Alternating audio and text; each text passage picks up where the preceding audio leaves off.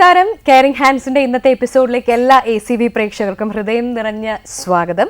Caring ഹാൻഡ്സിൽ നമ്മൾ ഇന്ന് discuss ചെയ്യുന്നത് ഒരുപാട് സ്ത്രീകൾ ഫേസ് ചെയ്യുന്ന ഒരു പ്രധാനപ്പെട്ട പ്രശ്നം തന്നെയാണ്. അവരുടെ ലൈഫ് പല സ്റ്റേജസിലും വളരെ മാനസിക പ്രയാസം ഉണ്ടാക്കുന്ന ശാരീരിക ആരോഗ്യ പ്രശ്നങ്ങളിലേക്കൊക്കെ നയിക്കുന്ന ഒരു കണ്ടീഷനെ കുറിച്ചാണ് നമ്മൾ ഇന്ന് 1 മണിക്കൂർ ലൈവായി ചർച്ച ചെയ്യുന്നത്. വിഷയം ഇതാണ്: സ്ത്രീകളിലെ അമിതവണ്ണം അഥവാ ഒബീസിറ്റി. സ്ത്രീകളിലെ അമിതവണ്ണം എന്ന വിഷയമാണ് കെയറിംഗ് ഹാൻഡ്സിൽ നമ്മൾ ഇന്ന് ഡിസ്കസ് ചെയ്യുന്നത്. നമുക്ക് അതിഥിയായിട്ടുള്ളത് ഡോക്ടർ ലീലാമണിയാണ്. Yana mother and child hospital, Yana women's hospital and fertility centre, Arumana, Ulloor ആയിട്ടാണ് സ്ഥിതി ചെയ്യുന്നത്. അപ്പം നമുക്ക് ഡോക്ടർ ലീലാമണിയെ ഇന്നത്തെ എപ്പിസോഡിലേക്ക് സ്വാഗതം ചെയ്യാം. നമസ്കാരം ഡോക്ടർ. ഒപ്പം പ്രേക്ഷകരോടായി, നിങ്ങൾക്കൊക്കെ അറിയാവുന്നതാണ്, കെയറിംഗ് ഹാൻഡ്സ് 1 മണിക്കൂർ ദൈർഘ്യമുള്ള ലൈവ് ഫോണിൻ പ്രോഗ്രാമാണ്. നിങ്ങൾക്ക് ഫോണിനായി ഡോക്ടറോട് സ്ത്രീകളിലെ അമിതവണ്ണം അഥവാ ഒബീസിറ്റി എന്ന നമ്മുടെ ഇന്നത്തെ വിഷയത്തെക്കുറിച്ച് സംശയങ്ങളൊക്കെ ചോദിച്ച് ക്ലിയർ ചെയ്യാവുന്നതാണ്. ചെയ്യേണ്ടത് ടെലിവിഷൻ സ്ക്രീനിൽ കാണുന്ന നമ്പറിലേക്ക് ഡയൽ ചെയ്യുക. കണക്ട് ചെയ്ത് കഴിഞ്ഞാൽ ഡോക്ടറോട് നിങ്ങൾക്ക് നേരിട്ട് തന്നെ സംശയങ്ങൾ ചോദിച്ച് ക്ലിയർ ചെയ്യാം. ഇനി ഫോണിലൂടെ അല്ലാതെ വാട്സപ്പ് മെസ്സേജിലൂടെയും സ്ത്രീകളിലെ അമിതവണ്ണം എന്ന ഇന്നത്തെ വിഷയത്തെക്കുറിച്ച് നിങ്ങൾക്ക് എന്ത് സംശയമുണ്ടെങ്കിലും ഞങ്ങളെ അറിയിക്കാവുന്നതാണ്. വാട്സപ്പ് നമ്പറും ടെലിവിഷൻ സ്ക്രീനിൽ നിങ്ങൾക്ക് ഡിസ്പ്ലേ ചെയ്ത് കാണാം. വാട്സപ്പ് നമ്പറിലേക്ക് ദയവ് ചെയ്ത് കോൾ ചെയ്യരുത്, വാട്സപ്പ് മെസ്സേജ് മാത്രം അയയ്ക്കുക. കോൾ ചെയ്യാനായിട്ട് ഡിസ്പ്ലേ ചെയ്തിരിക്കുന്ന നമ്പറിൽ നിങ്ങൾക്ക് വിളിച്ച് ഡോക്ടറോട് ചോദിക്കാവുന്നതാണ്. അപ്പോൾ എല്ലാ പ്രേക്ഷകർക്കും ക്ലിയർ ആയി കാണും, പ്രോപ്പർലി കൺവേഡ് ആയി കാണും തന്നെ വിശ്വസിച്ചുകൊണ്ട് സ്ത്രീകളിലെ അമിതവണ്ണം എന്ന ഇന്നത്തെ വിഷയത്തിലേക്ക് നമ്മൾ കടക്കുകയാണ്. ഡോക്ടറോട് സംശയം ചോദിച്ചു തുടങ്ങാം. ഡോക്ടർ, ഈ അമിതവണ്ണം അല്ലെങ്കിൽ ഒബേസിറ്റി എന്ന് പറയുന്നത് നമ്മൾ പലരും ഫേസ് ചെയ്യുന്ന ഒരു വലിയ പ്രശ്നമാണ്. അപ്പോൾ കുറച്ച് വണ്ണം ഉണ്ടെങ്കിൽ വണ്ണം ഉള്ളതൊരു നല്ല കാര്യമല്ലേ എന്ന് ചിന്തിക്കുന്ന ആൾക്കാരും ഉണ്ട്. അപ്പോൾ ഈ കാഴ്ചപ്പാട് വണ്ണത്തിനൊരു വിഷയമായിട്ട് പലപ്പോഴും തോന്നുന്നത്. എന്താണ് ഈ അമിതവണ്ണം അല്ലെങ്കിൽ ഒബേസിറ്റി എന്ന് പറഞ്ഞ് നമുക്ക് തുടങ്ങാം ഡോക്ടർ. ഒരു ഒബീസിറ്റിയെ പറ്റി പറയുമ്പം എപ്പോഴും നമ്മളെ കുറച്ച് നാൾ കാണാതിരുന്ന നമ്മുടെ ബന്ധുക്കളോ ഫ്രണ്ട്സോ ഒക്കെ കാണുമ്പോൾ നീ അങ്ങ് ഒരുപാട് ക്ഷീണിച്ചു പോയല്ലോ എന്നാണ് പറയുന്നത്. പലപ്പോഴും നമ്മുടെ വെയിറ്റ് കൂടിയായിരിക്കും ഇരിക്കുന്നത്. എന്നാൽ എല്ലാവരും ഒരു മുഖസ്തുതി പോലെ നമ്മളെ കാണുമ്പം നമ്മളോടുള്ള ഒരു സ്നേഹപ്രകടനം പോലെ പറയുന്നത് നീ അങ്ങ് ക്ഷീണിച്ചു പോയല്ലോ എന്നുള്ളതാണ്. പക്ഷേ വെയിറ്റിൻ്റെ കാര്യത്തിൽ അമിതവണ്ണവും തീരെ ഭാരക്കുറവും ഒരുപോലെ പ്രശ്നങ്ങളുള്ളതാണ്. നമ്മൾ വെയിറ്റ് ഇപ്പോൾ ഒബീസിറ്റി ഉണ്ടോ ഇല്ലയോ എന്നറിയാനായിട്ട് നമ്മളൊരു കാൽക്കുലേഷൻ എന്ന് പറയുന്നത് ബോഡി മാസ് ഇൻഡെക്സ് ആണ്. നമ്മുടെ വെയിറ്റിൽ കിലോഗ്രാമിലുള്ള നമ്മുടെ വെയിറ്റിനെ നമ്മുടെ ഹൈറ്റിൻ്റെ മീറ്ററിലുള്ള ഹൈറ്റിൻ്റെ സ്ക്വയർ വെച്ചിട്ട് ഡിവൈഡ് ചെയ്യുമ്പോൾ കിട്ടുന്നതാണ്. അപ്പോൾ നമ്മൾ ഈ BMI കാൽക്കുലേറ്റ് ചെയ്ത് നോക്കുമ്പോൾ പിന്നെ നമ്മുടെ വണ്ണത്തിൻ്റെ ഒരു ഇതായിട്ട് നമ്മൾ എടുക്കുന്നത് നമ്മുടെ വേസ്റ്റ് സർക്കംഫറൻസ് ആണ്. നമ്മുടെ ഇടുപ്പിൻ്റെ ആ ഭാഗത്തുള്ള വണ്ണം. വേസ്റ്റ് സർക്കംഫറൻസ് ശരിക്കും പറഞ്ഞാൽ ഒരു ഹെൽത്ത് ഇൻഡെക്സ് കൂടെയാണ്. ഹെൽത്ത് ഇൻഡെക്സ് എന്ന് പറഞ്ഞാൽ വേസ്റ്റിലെ സർക്കംഫറൻസ് കൂടി കഴിഞ്ഞാൽ പല ആരോഗ്യ പ്രശ്നങ്ങളും ഉണ്ടാക്കും എന്നുള്ളതാണ്. അവിടുത്തെ ആ ഫാറ്റ് ഒരുപാട് കൂടി കഴിയുമ്പോൾ പിന്നെ ഉള്ളത് കാൽക്കുലേഷൻ എന്ന BMI തന്നെയാണ്. BMI ശരിക്കും പറഞ്ഞാൽ മിനിമം BMI നമുക്ക് വേണ്ടത് 18.5 ആണ്. 18.5 കുറഞ്ഞ പ്രശ്നമാണ്, നമ്മൾ തീരെ ഒരു ശോഷിച്ച ഒരവസ്ഥയിലാണ്. 18.5 to 24.9, 25 താഴെ വരെ നമ്മൾ ഐഡിയൽ വെയിറ്റ് എന്ന് പറയും. ഐഡിയൽ വെയിറ്റുള്ള ആൾക്കാർ, സ്ത്രീകൾ നമ്മുടെ ഇന്നത്തെ സമൂഹത്തിൽ വളരെ കുറവാണ്. പിന്നെ അങ്ങോട്ട് പോകുമ്പോൾ നമ്മൾ ഓവർ വെയിറ്റ് എന്ന് പറയും. അത് BMI കൂടി ഒരു 30 താഴെ ഉള്ളവരെ നമ്മൾ ഓവർ വെയിറ്റ്. പിന്നെയാണ് നമ്മുടെ ഒബീസിറ്റി, ക്ലാസ് 1, ക്ലാസ് 2, ക്ലാസ് 3 എന്ന് പറഞ്ഞിട്ട് ഒരു 40 കൂടി കഴിഞ്ഞാൽ നമ്മൾ മോർബിഡ് ഒബീസിറ്റി, ഭയങ്കര സിവിയർ ഒബീസിറ്റി എന്ന് പറയുന്ന ഒരിതാണ് നമ്മൾ കാണുന്നത്. അപ്പോൾ നമ്മൾ ഈ നല്ല ഹൈറ്റ് ഉള്ളവർക്ക് ശരിക്കും പറഞ്ഞാൽ നമ്മൾ ഹൈറ്റാണ് അതിൻ്റെ ഡിനോമിനേറ്ററായിട്ട് വരുന്നത്. അതുകൊണ്ട് വെയിറ്റ് ഉണ്ടെങ്കിൽ കുറച്ച് തന്നെ നിൽക്കും. വെയിറ്റ് കൂടുന്നതിന് പല കാരണങ്ങളുണ്ട്. മിക്കവാറും എല്ലാ കാര്യങ്ങളും തന്നെ നമ്മളെ ഒരു ഹെൽത്തിനെയും കൂടെ ബാധിക്കുന്ന ഒരു കാര്യമാണ്. അതുകൊണ്ടാണ് നമ്മൾ വെയിറ്റ് കൂടുമ്പം അതിനൊരു പ്രശ്നമുണ്ട് എന്ന് പറയുന്നത്. അമിതവണ്ണം എപ്പോഴും അമിതമായിട്ടുള്ള വണ്ണം അല്ലെങ്കിൽ ഒബീസിറ്റി ഹെൽത്തിന് കൂടുതൽ റിലേറ്റഡ് ആണ്. ഹെൽത്തിൻ്റെ പ്രോബ്ലംസ് കൂടുതലാണ് അവർക്ക്. ഇപ്പം നമ്മൾ ജനിച്ചു കഴിഞ്ഞാൽ നമ്മൾ കൊച്ചുങ്ങളിൽ ചൈൽഡ്ഹുഡിൽ തന്നെ ഒബീസിറ്റി വരുന്നവരുണ്ട്. പലപ്പോഴും നമ്മുടെ അമിതമായിട്ട് അവർ ആഹാരം കഴിക്കുന്നുണ്ട്. പിന്നെ ചൈൽഡ്ഹുഡിൽ ശരിക്കും പറഞ്ഞാൽ ആക്ടിവിറ്റീസ് ഇല്ലാതിരിക്കുന്നുണ്ട്. നമ്മുടെ പണ്ടത്തെ ഒരു സിറ്റുവേഷൻ അല്ല. കുട്ടികൾക്ക് കളിക്കാനുള്ള സ്വാതന്ത്ര്യവും സ്ഥലവും ഒക്കെ ഇന്ന് കുറവാണ്. പിന്നെ പണ്ടത്തെ വീടുകളിലെന്ന് പറഞ്ഞാൽ കുറേ കുട്ടികൾ കാണും. ഇപ്പോൾ പിള്ളേർക്ക് അങ്ങനെ വീടുകളിൽ തന്നെ തമ്മിൽ കളിക്കാനായിട്ട് കുട്ടികളില്ല. മിക്കവാറും ഫാമിലീസിൽ ഒരു കുട്ടി അല്ലെങ്കിൽ 2 കുട്ടി. അത് കളിക്കാൻ അവർക്ക് കിട്ടുന്ന എപ്പോഴാണ്? LKG 3 വയസ്സാകുമ്പോഴേ സ്കൂളിൽ പോക്ക് തുടങ്ങും. അപ്പം നമ്മൾ വീട്ടിൽ ഈ സമയത്ത് അതിന് മുമ്പുള്ള സമയത്ത് കുഞ്ഞ് നടക്കാൻ തുടങ്ങുന്നു. വീട്ടിൽ തന്നെ കുട്ടികളുണ്ടെങ്കിൽ അപ്പോഴേ അവർ കളിച്ചു തുടങ്ങും. ഇതിൻ്റെ ഒബീസിറ്റിയുടെ ഒരു റീസൺ എന്ന് പറയുന്നത് നമ്മുടെ ഉള്ളിലോട്ട് പോകുന്ന കാലറി അല്ലെങ്കിൽ ഊർജം, അതിനെ നമ്മൾ എക്സ്പെൻഡിച്ചർ വരുന്നില്ല എന്നുള്ളത്, അല്ലെങ്കിൽ അതിനെ ചിലവാക്കുന്നില്ല എന്നുള്ളതാണ്. അങ്ങനെ വരുമ്പോഴാണ് ഫാറ്റ് ഡെപ്പോസിറ്റ് വരുന്നത്. ഇപ്പം നല്ലവണ്ണം കളിക്കുന്ന കുട്ടികൾക്കാണെങ്കിൽ അവർ നല്ല ആഹാരം കഴിച്ചാൽ അവർക്കൊരു പ്രശ്നവും വരത്തില്ല. പക്ഷേ വെറുതെ ഇരുന്ന് തിന്ന് മാത്രം ഇരുന്ന് കഴിഞ്ഞാൽ അത് പ്രോബ്ലം ഉണ്ടാക്കും. ഡോക്ടർ, ഇതിനോട് ചേർത്ത് ഞാനൊരു സംശയം ചോദിച്ചിട്ടെ, അതായത് നമ്മൾ ഈ ഒരാളുടെ ശരീരത്തിൻ്റെ പ്രകൃതം നമ്മൾ ഡെവലപ്പ് ചെയ്തെടുക്കുന്നത് കുട്ടിക്കാലം മുതലേ ആണെന്നുള്ളതാണല്ലോ.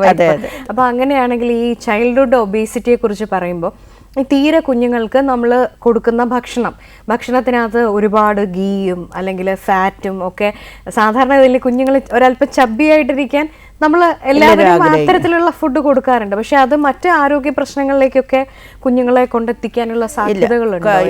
നമുക്ക് കുഞ്ഞുങ്ങളെന്ന് പറയുന്ന ഗ്രോയിങ് ഏജാണ്. അവർക്ക് മെറ്റബോളിസം, ഗ്രോയിങ് ഏജിൽ അവർക്ക് എനർജി കൂടുതൽ ആവശ്യമുണ്ട്. ഈ സാധനങ്ങളെല്ലാം ആവശ്യമുണ്ട്. അമിതമായിട്ട് കൊടുക്കാനല്ല ഞാൻ പറയുന്നത്, ഇതെല്ലാം വേണം. മിതമായിട്ടെല്ലാം കൊടുക്കാം. പിന്നെ ഏതെങ്കിലും ഒരു സാധനം മാത്രം കൊടുത്തുകൊണ്ടിരിക്കുക, മിക്സഡ് ആയിട്ട് എല്ലാ സാധനങ്ങളും, ഫ്രൂട്ട്സ്, വെജിറ്റബിൾസ്, പിന്നെ നമുക്ക് മീറ്റ്, ഫിഷ് എല്ലാം കൊടുക്കാം. ഇപ്പോൾ പാല് കുടിപ്പിക്കുന്ന കാര്യം തന്നെ, ഞാൻ ദിവസം 1 ലിറ്റർ പാല് തന്നെ കുടിപ്പിക്കണമെന്ന് നിർബന്ധമൊന്നുമില്ല. 1 ലിറ്റർ നിർബന്ധിച്ച് കൊടുക്കുന്ന അമ്മമാരുണ്ട്. അത്രയൊന്നും കുഞ്ഞുങ്ങൾക്ക് ആവശ്യമില്ല.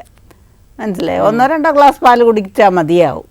എന്ന് പറഞ്ഞാൽ അവർ വേറെ ഫീഡ് കഴിക്കുന്നുണ്ട്. നമ്മളിപ്പോൾ 6 months ബ്രസ്റ്റ് ഫീഡിങ്ങും അത് കഴിഞ്ഞ് നമ്മൾ വീൻ ചെയ്ത് കഴിഞ്ഞാൽ കുറച്ച് പാല് കൊടുക്കണം എന്ന് പറഞ്ഞിട്ട് ഇത്ര ലിറ്റർ തന്നെ നിർബന്ധിച്ച് കുടിപ്പിക്കണം, ആ രീതിയിലുള്ള ഒരു തീരുമാനം ശരിയല്ല.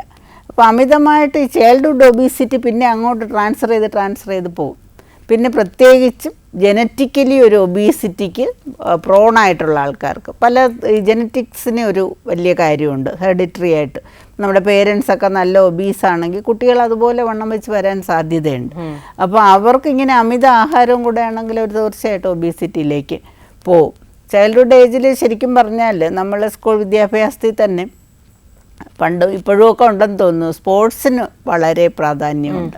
സ്പോർട്സ് നല്ലൊരു കാര്യമാണ് കുഞ്ഞുങ്ങളുടെ എല്ലാം എന്ന് പറഞ്ഞാൽ ശാരീരിക വളർച്ചയിൽ മാത്രമല്ല, മാനസിക വളർച്ചയിൽ, അവരുടെ സോഷ്യൽ മേക്കപ്പിലും ഒക്കെ ഈ സ്പോർട്സിന് വലിയൊരു റോളുണ്ട്. അത് സ്പോർട്സ് എന്ന് പറയുന്ന എല്ലാ കുട്ടികൾക്കും എല്ലാ സ്പോർട്സും ഇഷ്ടം വരണമെന്നില്ല. ചിലർക്ക് സ്വിമ്മിങ് ആയിരിക്കും ഇഷ്ടം, ചിലർക്ക് ഇപ്പോൾ ഫുട്ബോൾ കളിക്കാനായിരിക്കും ഇഷ്ടം, ചിലർക്ക് സൈക്ലിംഗ് ആയിരിക്കും. കുഞ്ഞിൻ്റെ താല്പര്യം എന്താണെന്ന് അറിഞ്ഞെങ്കിലേ അവരത് ചെയ്യുള്ളൂ. അത് കുഞ്ഞിലേ തന്നെ അത് ശീലിപ്പിച്ച് കഴിഞ്ഞാൽ അതിലവർ ഡെവലപ്പ് ചെയ്ത് തരും. ഇപ്പം തന്നെ നമ്മുടെ സ്കൂളിലൊക്കെ സുംബ ഡാൻസ് വരുന്നൊക്കെ ഒരു ന്യൂസ്, നല്ലൊരു കാര്യമാണ് കേട്ടോ. നല്ലൊരു മാനസിക റിലാക്സേഷനും ബോഡിക്കൊരു നല്ല എക്സർസൈസും ആണത്. ഇപ്പോൾ സ്കൂളിൽ ഒരു കാര്യം എന്ന് പറഞ്ഞാൽ ഈ എക്സസൈസിൻ്റെ ഒരു കുഴപ്പം എന്തെന്ന് പറഞ്ഞാൽ ഒരു റെഗുലറായിട്ട് ചെയ്യാൻ ആർക്കും പറ്റില്ല എന്നുള്ളതാണ്. ഇപ്പോൾ എക്സർസൈസ്, ഇപ്പോൾ ജിമ്മിൽ പോകുന്നവർ തന്നെ 2 ദിവസം പോകുമ്പോൾ ഇന്നെന്നാ പോകണ്ട, ഇന്ന് എനിക്ക് ഭയങ്കര ക്ഷീണം, മനസ്സിലായോ? ആ ഒരു രീതിയിൽ. പക്ഷെ ഒരു സ്കൂളിലോ നമ്മുടെ കോളേജിലോ ഒരു സമയം അതിന് വെച്ചൊരു എക്സർസൈസ് കുട്ടിക്ക് കിട്ടുകയാണെങ്കിൽ തീർച്ചയായിട്ടും അതൊരു റെഗുലർ കാര്യമായിരിക്കും. അത് ഒരു അച്ചടക്കം, അതിനകത്ത് സ്കൂളിലുള്ള എല്ലാ അച്ചടക്കവും പോലെ ഇതിൻ്റെ എക്സർസൈസിൻ്റെ കാര്യത്തിലും കുഞ്ഞിനൊരു അച്ചടക്കം കാണും. അപ്പോൾ അവനത് ചെയ്യാതിരിക്കാൻ പറ്റൂല. സ്കൂളിലാണെങ്കിൽ എനിക്ക് തോന്നുന്നു ഡോക്ടർ ആഴ്ചയിൽ ഒരു അവറാണ് PT അല്ലെങ്കിൽ ഗെയിംസ് എന്നൊക്കെ പറഞ്ഞ് അലോട്ട് ചെയ്യാൻ പറ്റുന്നത്. അപ്പോൾ അതൊരു ലിമിറ്റേഷൻ ആയിരിക്കണം. പക്ഷേ എനിക്ക് സുംബ ഡാൻസ് കേട്ടപ്പോൾ എനിക്കത് തോന്നിയത് എന്താണെന്ന് പറഞ്ഞാൽ, വീട്ടിൽ വന്നാൽ അവർക്ക് അതിനൊരു കളിക്കാനൊരു താല്പര്യം കാണും. ഇപ്പോൾ ഇളയ ഒരു കുട്ടിയുണ്ട് അല്ലെങ്കിൽ മൂത്തൊരു കുട്ടിയുണ്ടെങ്കിൽ അതിനെയും കൂടെ ചേർത്തിട്ട് ഡാൻസ് ചെയ്യുക, അത് ഡാൻസിൻ്റെ അത് വേറൊരു ലെവലിലാണ് കേട്ടോ. അതിനകത്തൊരു എൻജോയ്മെൻറ്റും കൂടെ ഉണ്ട്. അപ്പോൾ എല്ലാം എൻജോയ് ചെയ്യുന്ന കാര്യം, അല്ലെങ്കിൽ നമുക്ക് മനസ്സിനും ഒക്കെ ഒരു എൻജോയ്മെൻറ്റ് തരുന്ന കാര്യം എപ്പോഴും ചെയ്യാനൊരു താല്പര്യം കാണും എന്നുള്ളതാണ്. അതെ എന്ന് ഡോക്ടർ നമ്മൾ രണ്ട് പ്രധാനപ്പെട്ട ഘട്ടങ്ങളെ കുറിച്ച്, അതായത് രണ്ട് എനിക്കൊന്ന് ഫാമിലിക്ക് വലിയൊരു ഇൻഫ്ലുവൻസ് ഉണ്ട് കുട്ടിയുടെ വളർച്ചാ ഘട്ടത്തിൽ. അപ്പോൾ അതിൽ ഡോക്ടർ എനിക്ക് പ്രധാനമായിട്ടുള്ള സംശയം എന്ന് പറയുന്നത്, ഈ നമ്മളൊരു 5, 6, 7, 8 വയസ്സ് പ്രായത്തിൽ കുഞ്ഞുങ്ങൾക്ക് കൊടുക്കുന്ന ഭക്ഷണം അത് എങ്ങനെയാണ് ഒരു പ്രത്യേകിച്ച് പെൺകുട്ടികൾ ഇപ്പോൾ ഒന്ന് ഗ്രോണപ്പ് ആവുന്ന ഒരു സമയം, ഒരു പീരീഡ്സിലേക്കൊക്കെ കടക്കുന്ന സമയത്തെ അവരുടെ ഒരു ഹെൽത്തിനെ, ഫിസിക്കൽ ഹെൽത്തിനെ അതുപോലെ മെൻ്റൽ ഹെൽത്തിനെ, രണ്ട് കാര്യങ്ങളെയും എങ്ങനെയായിരിക്കും ഇൻഫ്ലുവൻസ് ചെയ്യുന്നത്? ഫാമിലിക്ക് വലിയൊരു റോള് തന്നെ ഉണ്ട്. എന്ന് പറഞ്ഞാൽ നമ്മൾ ഫാമിലി, നമ്മുടെ വീട്ടിലുണ്ടാക്കുന്ന ആഹാരമാണ് നമ്മൾ കൂടുതൽ കഴിക്കുന്നത്, കൂടുതൽ നമുക്ക് ലഭ്യമാകുന്നത് അതാണ്. അപ്പം നമ്മുടെ വീട്ടിൽ എന്തൊക്കെ ഉണ്ടാക്കും അത് വളരെ അതിനെ ബേസ് ചെയ്തിരിക്കും. നമ്മൾ ഫുഡ് ഹാബിറ്റ്സ് അത് ഡെവലപ്പ് ചെയ്യുന്ന തന്നെ നമ്മുടെ വീട്ടിൽ നിന്നാണ്. ഇപ്പോൾ ഇലക്കറികളൊന്നും വെക്കാത്ത ഒരു വീടാണ്, അല്ലെങ്കിൽ ഇപ്പോൾ വെജിറ്റബിൾസ് വെച്ചിട്ടുള്ള ഫുഡൊക്കെ ഉണ്ടാക്കാത്തവർ, എപ്പോഴും ഫുൾ ടൈം ഫ്രൈഡ് ഫുഡൊക്കെ കിട്ടുന്നതാണെങ്കിൽ ആ കുട്ടിക്ക് ആ ടേസ്റ്റ് പിടിച്ചു വരുന്നത് ആ ഇതിലായിരിക്കും. ഇപ്പം ശരിക്കും പറഞ്ഞാൽ ഹോട്ടൽ ഫുഡ് അല്ലെങ്കിൽ പുറത്തുനിന്നുള്ള ഫുഡൊന്നും കഴിക്കാത്ത ആരും തന്നെയില്ല. പക്ഷെ എന്നും അത് തന്നെ കഴിച്ചു കഴിഞ്ഞാൽ നമുക്കത് ആരോഗ്യ പ്രശ്നങ്ങളുണ്ടാക്കും. അപ്പം നമ്മുടെ വീട്ടിൽ തന്നെ നമ്മൾ ഇന്ന കാര്യങ്ങൾ, പ്രത്യേകിച്ചും ബ്രേക്ക്ഫാസ്റ്റ്. ഇപ്പം ശരിക്കും പറഞ്ഞാൽ കുട്ടികളിപ്പോൾ സ്കൂൾ ബസ്സിന് ലേറ്റായിപ്പോയി അല്ലെങ്കിൽ ഉറങ്ങി എണീക്കാൻ ലേറ്റായിപ്പോയി എന്ന് പറഞ്ഞ് സ്കിപ്പ് ചെയ്യുന്ന ഒരു ഫുഡെന്ന് പറയുന്നത് ബ്രേക്ക്ഫാസ്റ്റാണ്. പക്ഷെ ഏറ്റവും ആവശ്യമായ ഫുഡ്, നമ്മൾ ഒരു കിങ്ങിനെ പോലെ കഴിക്കണമെന്നാണ്, അത്ര നല്ലതായിട്ട് കഴിക്കേണ്ട ഒരു ഫുഡാണ് ബ്രേക്ക്ഫാസ്റ്റ് എന്ന് പറയുന്നത്. അപ്പം അത് നമ്മുടെ വീട്ടിലെ ഒരു സാഹചര്യവും വീട്ടിലെ ഫുഡും നിർബന്ധമായിട്ടും കുട്ടികളെ നമ്മളത് ശീലിപ്പിക്കുകയും അങ്ങനെ വന്നാൽ മാത്രമേ അവരത് കഴിച്ച് വളർന്നൊക്കെ വരുള്ളൂ. ഒരു ഡെഫിഷ്യൻസിയും വരില്ല. ബാലൻസ് ഡയറ്റ് എന്ന് പറയുന്നത് നമുക്ക് വീട്ടിൽ നല്ലതായിട്ട് ഉണ്ടാക്കാൻ പറ്റും. ഇപ്പോൾ സീരിയൽസും പൾസസും എല്ലാം ചേർത്ത് നമുക്ക് ഉണ്ടാക്കാൻ പറ്റും. അപ്പം വീട്ടിലെ ഒരു വലിയ ഇൻഫ്ലുവൻസ് ഉണ്ട്. പിന്നെ അതുപോലെ തന്നെ വീട്ടിലെ ചെറിയ ചെറിയ കാര്യങ്ങളാണെങ്കിലും വീട്ടിൽ തന്നെ കൊടുക്കാൻ പറ്റുന്ന വ്യായാമങ്ങൾ. ഇപ്പോൾ ഫുഡ് കഴിച്ചു കഴിഞ്ഞാൽ ഉടനെ പോയി ഉറങ്ങാതെ കുറച്ച് കളിക്കാനും ഒക്കെ സാഹചര്യങ്ങൾ ഉണ്ടായാൽ കുട്ടികൾ നല്ല ആരോഗ്യമുള്ളവരായിട്ട് തന്നെ വളർന്നു. ഈ ഒബീസിറ്റിയിലോട്ട് അവർ പോവാതിരിക്കും. ഡോക്ടർ, ഈ ഫാമിലി പോലെ തന്നെ അടുത്ത ഒരു പ്രധാനപ്പെട്ട കാര്യമാണ് നമ്മുടെ എഡ്യൂക്കേഷണൽ ഇൻസ്റ്റിറ്റ്യൂഷൻസ് എന്ന് പറയുന്നത്. ഡോക്ടർ നേരത്തെ തന്നെ ഇപ്പം സുംബ പോലുള്ള ഡാൻസസിന്റെ അല്ലെങ്കിൽ എക്സസൈസസിന്റെ പ്രാധാന്യത്തെക്കുറിച്ച് പറഞ്ഞു. അപ്പോഴാണ് ആഹാരമാണല്ലോ ഒരു മനുഷ്യനെ ഡിഫൈൻ ചെയ്യുന്നതെന്ന് പറയുന്നത്. അപ്പോൾ ഡോക്ടർ ഹെൽത്തി ഫുഡ് കഴിക്കണമെന്ന് പറയുമ്പോൾ നിർഭാഗ്യവശാൽ നമ്മുടെ ഇപ്പം പല സ്കൂൾസിലും നമ്മൾ പോയി നോക്കിക്കഴിഞ്ഞ് കഴിഞ്ഞാൽ അവിടുത്തെ ഒരു ക്യാൻറ്റീൻ ഫെസിലിറ്റി പോലെ ഉണ്ടെങ്കിൽ അവിടെ പലപ്പോഴും അവൈലബിൾ ആവുന്നത് ജങ്ക് ഫുഡ് ഒരുപാട് അവൈലബിൾ ആവുന്നു എന്നുള്ളതാണ്. ഇപ്പോൾ കുട്ടികൾ ബ്രേക്ക്ഫാസ്റ്റ് സ്കിപ്പ് ചെയ്താലും സ്കൂളിൽ പോയിട്ട് അവിടുന്ന് ഒരു ബർഗറോ അല്ലെങ്കിൽ ഒരു സാൻഡ്വിച്ചോ കഴിച്ച് ക്ലാസ്സിലിരിക്കുന്ന വളരെ കോമൺ ആയിട്ട് കാണുന്നതാണ്. അപ്പോൾ അത് എങ്ങനെയാണ് അവരുടെ ഒരു ഹെൽത്തിനെ, എഡ്യൂക്കേഷൻ ഇൻസ്റ്റിറ്റ്യൂഷൻസിന്റെ റോള് പറയുമ്പോൾ തീർച്ചയായിട്ടും നമ്മൾ അതും കൂടി. പക്ഷെ നമുക്ക് അതിനകത്ത് ഉള്ള ഒരു കാര്യം, ഇന്ന് എല്ലാ പേരൻസും വർക്കിംഗ് ആണ്, മിക്കവാറും എല്ലാവരും വർക്കിംഗ് ആണ്. ഒരു ദിവസം നമുക്ക് കൊച്ചിന് ഫുഡ് കൊടുക്കാൻ പറ്റിയില്ല എന്നുണ്ടെങ്കിൽ അവർ ക്യാൻറ്റീനെ ഡിപ്പെൻഡ് ചെയ്യുന്നതിന് കുഴപ്പമൊന്നുമില്ല. പക്ഷെ ഡെയിലി അതാക്കരുതെന്നുള്ളതാണ്. പിന്നുള്ള നമ്മൾ സ്കൂളിലൊക്കെ ഇപ്പോൾ ഫുഡ് അവർ തന്നെ സപ്ലൈ ചെയ്യുമ്പോൾ അതിനകത്തൊരു വലിയ ഇഷ്യൂ എന്ന് പറഞ്ഞാൽ ഫുഡ് സേഫ്റ്റിയാണ്, അതിൻ്റെ ക്ലെൻലിനെസ്സും ബാക്കി കാര്യങ്ങൾ. അപ്പം അതിനൊക്കെ സേഫ്റ്റിയൊക്കെ മെയിൻറ്റെയിൻ ചെയ്യാൻ എളുപ്പമായ കാര്യങ്ങൾ ഇതുപോലത്തതൊക്കെയാണ്, ഇതുപോലത്തെ ഫുഡാണ്. അപ്പോൾ അവർ ഫുഡ് ഐറ്റം സെലക്ട് ചെയ്യുമ്പോൾ അവർക്ക് അങ്ങനെ സെലക്ട് ചെയ്യാൻ പറ്റുള്ളൂ. അപ്പം നമ്മൾ അതിനെ മാത്രം ഡിപ്പെൻഡ് ചെയ്ത് പോകരുതെന്നുള്ളതാണ്. അപ്പോൾ അത്യാവശ്യ ഘട്ടങ്ങളിൽ അതിനെയും ഡിപ്പെൻഡ് ചെയ്യുക, വിശന്നിരിക്കാതെ. അല്ലെങ്കിൽ നമുക്കല്ലാതെ ഇപ്പോൾ അച്ഛനും അമ്മയ്ക്കോ തിരക്കായിരുന്ന ഒരു ദിവസം നമുക്കത് ഡിപ്പെൻഡ് ചെയ്യുക. എന്നും അത് തന്നെ കഴിക്കണമെന്ന് നിർബന്ധം വയ്ക്കാതിരുന്നാൽ മാത്രം മതി. ഇപ്പോൾ പല സ്ഥലങ്ങളിലും നമ്മൾ കണ്ടിട്ടുണ്ട് കുട്ടികൾക്ക് വെളിയിൽ പോയി ഫുഡ് കഴിക്കാൻ ആഴ്ചയിൽ ഏതെങ്കിലും ഒരു ദിവസം. അല്ല എന്നും കുഞ്ഞുങ്ങളെയും കൊണ്ട് പുറത്ത് പോയി ജങ്ക് ഫുഡ് കഴിച്ചു കഴിഞ്ഞാൽ ശരിയാവില്ല. ഈ ജങ്ക് ഫുഡെന്ന് പറഞ്ഞാൽ അത് റെഗുലറായിട്ട് എന്നും അത് തിന്നില്ലെങ്കിൽ അത് വലിയ ആരോഗ്യ പ്രശ്നമൊന്നും ഉണ്ടാക്കില്ല കേട്ടോ. ഇത് തന്നെ നമ്മൾ വീണ്ടും വീണ്ടും വീണ്ടും റിപ്പീറ്റ് ചെയ്ത് കഴിക്കുന്നതുകൊണ്ടാണ് അതിലുള്ള പ്രശ്നങ്ങൾ വരുന്നത്. വീക്ക്ലി വൺസ് അല്ലെങ്കിൽ നമ്മളൊരു വല്ലപ്പോഴും ഒക്കെ ഒന്ന് കഴിച്ചെന്ന് പറഞ്ഞിട്ട് ഒരു കുഴപ്പവും വരാനില്ല. ഒരു എമർജൻസി സിറ്റുവേഷൻ മാനേജ് ചെയ്യാൻ നമുക്ക് കഴിക്കാം. ഡോക്ടർ, ഈ ചൈൽഡ്ഹുഡ് ഒബീസിറ്റി എന്ന് പറയുന്നത് അഡോളസെന്റ് ഒബീസിറ്റിയിലേക്ക് നയിക്കാനുള്ള ചാൻസ് എത്രത്തോളമാണ്? ചാൻസ് വളരെ കൂടുതൽ തന്നെയാണ്. പിന്നുള്ളത് അഡോളസെൻ്റ് ഏജ് വരുമ്പം തനിയെ തന്നെ ഒരു കുട്ടികൾക്കൊരു അവയർനെസ് വരാറുണ്ട്. അത് പ്രത്യേകിച്ച് അവരുടെ കൂടെ ഉള്ള ഇപ്പോൾ ക്ലാസ്സിലെ തന്നെ മറ്റു കുട്ടികളൊക്കെ കണ്ടിട്ട് അവൾക്ക് ഇത്രയും വെയിറ്റ് ഇല്ലല്ലോ എന്നൊക്കെ പറഞ്ഞ് സ്വയമായിട്ട് തന്നെ നമ്മൾക്ക് ഒബീസിറ്റി ആണ്, നമുക്ക് വെയിറ്റ് കൂടുതലാണ് എന്ന് തോന്നി കൺട്രോൾ ചെയ്യുന്ന കുട്ടികൾ ഒരുപാടുണ്ട്. പക്ഷേ ഈ ഫുഡിൻ്റെ കൺട്രോളിൽ ഈ ഗ്രോയിങ് ഏജിലൊക്കെ നമ്മൾ ശ്രദ്ധിക്കേണ്ട ഒരു കാര്യം എന്ന് പറഞ്ഞാൽ പല കുട്ടികളും ചെയ്യുന്ന എന്താണ്, പട്ടിണി കിടക്കുക. ഡോക്ടർ, ഞാൻ ഒന്ന് ഇന്റർഫിയർ ചെയ്യണം, ഒരു കോളർ വെയിറ്റിംഗ് ആണ്, തിരിച്ചതിലേക്ക് തന്നെ വരാം. ഹലോ ഹലോ, കെയറിംഗ് ഹാൻഡ്സിലേക്ക് സ്വാഗതം. ആരാണ്? എന്റെ പേര് ചിന്നു.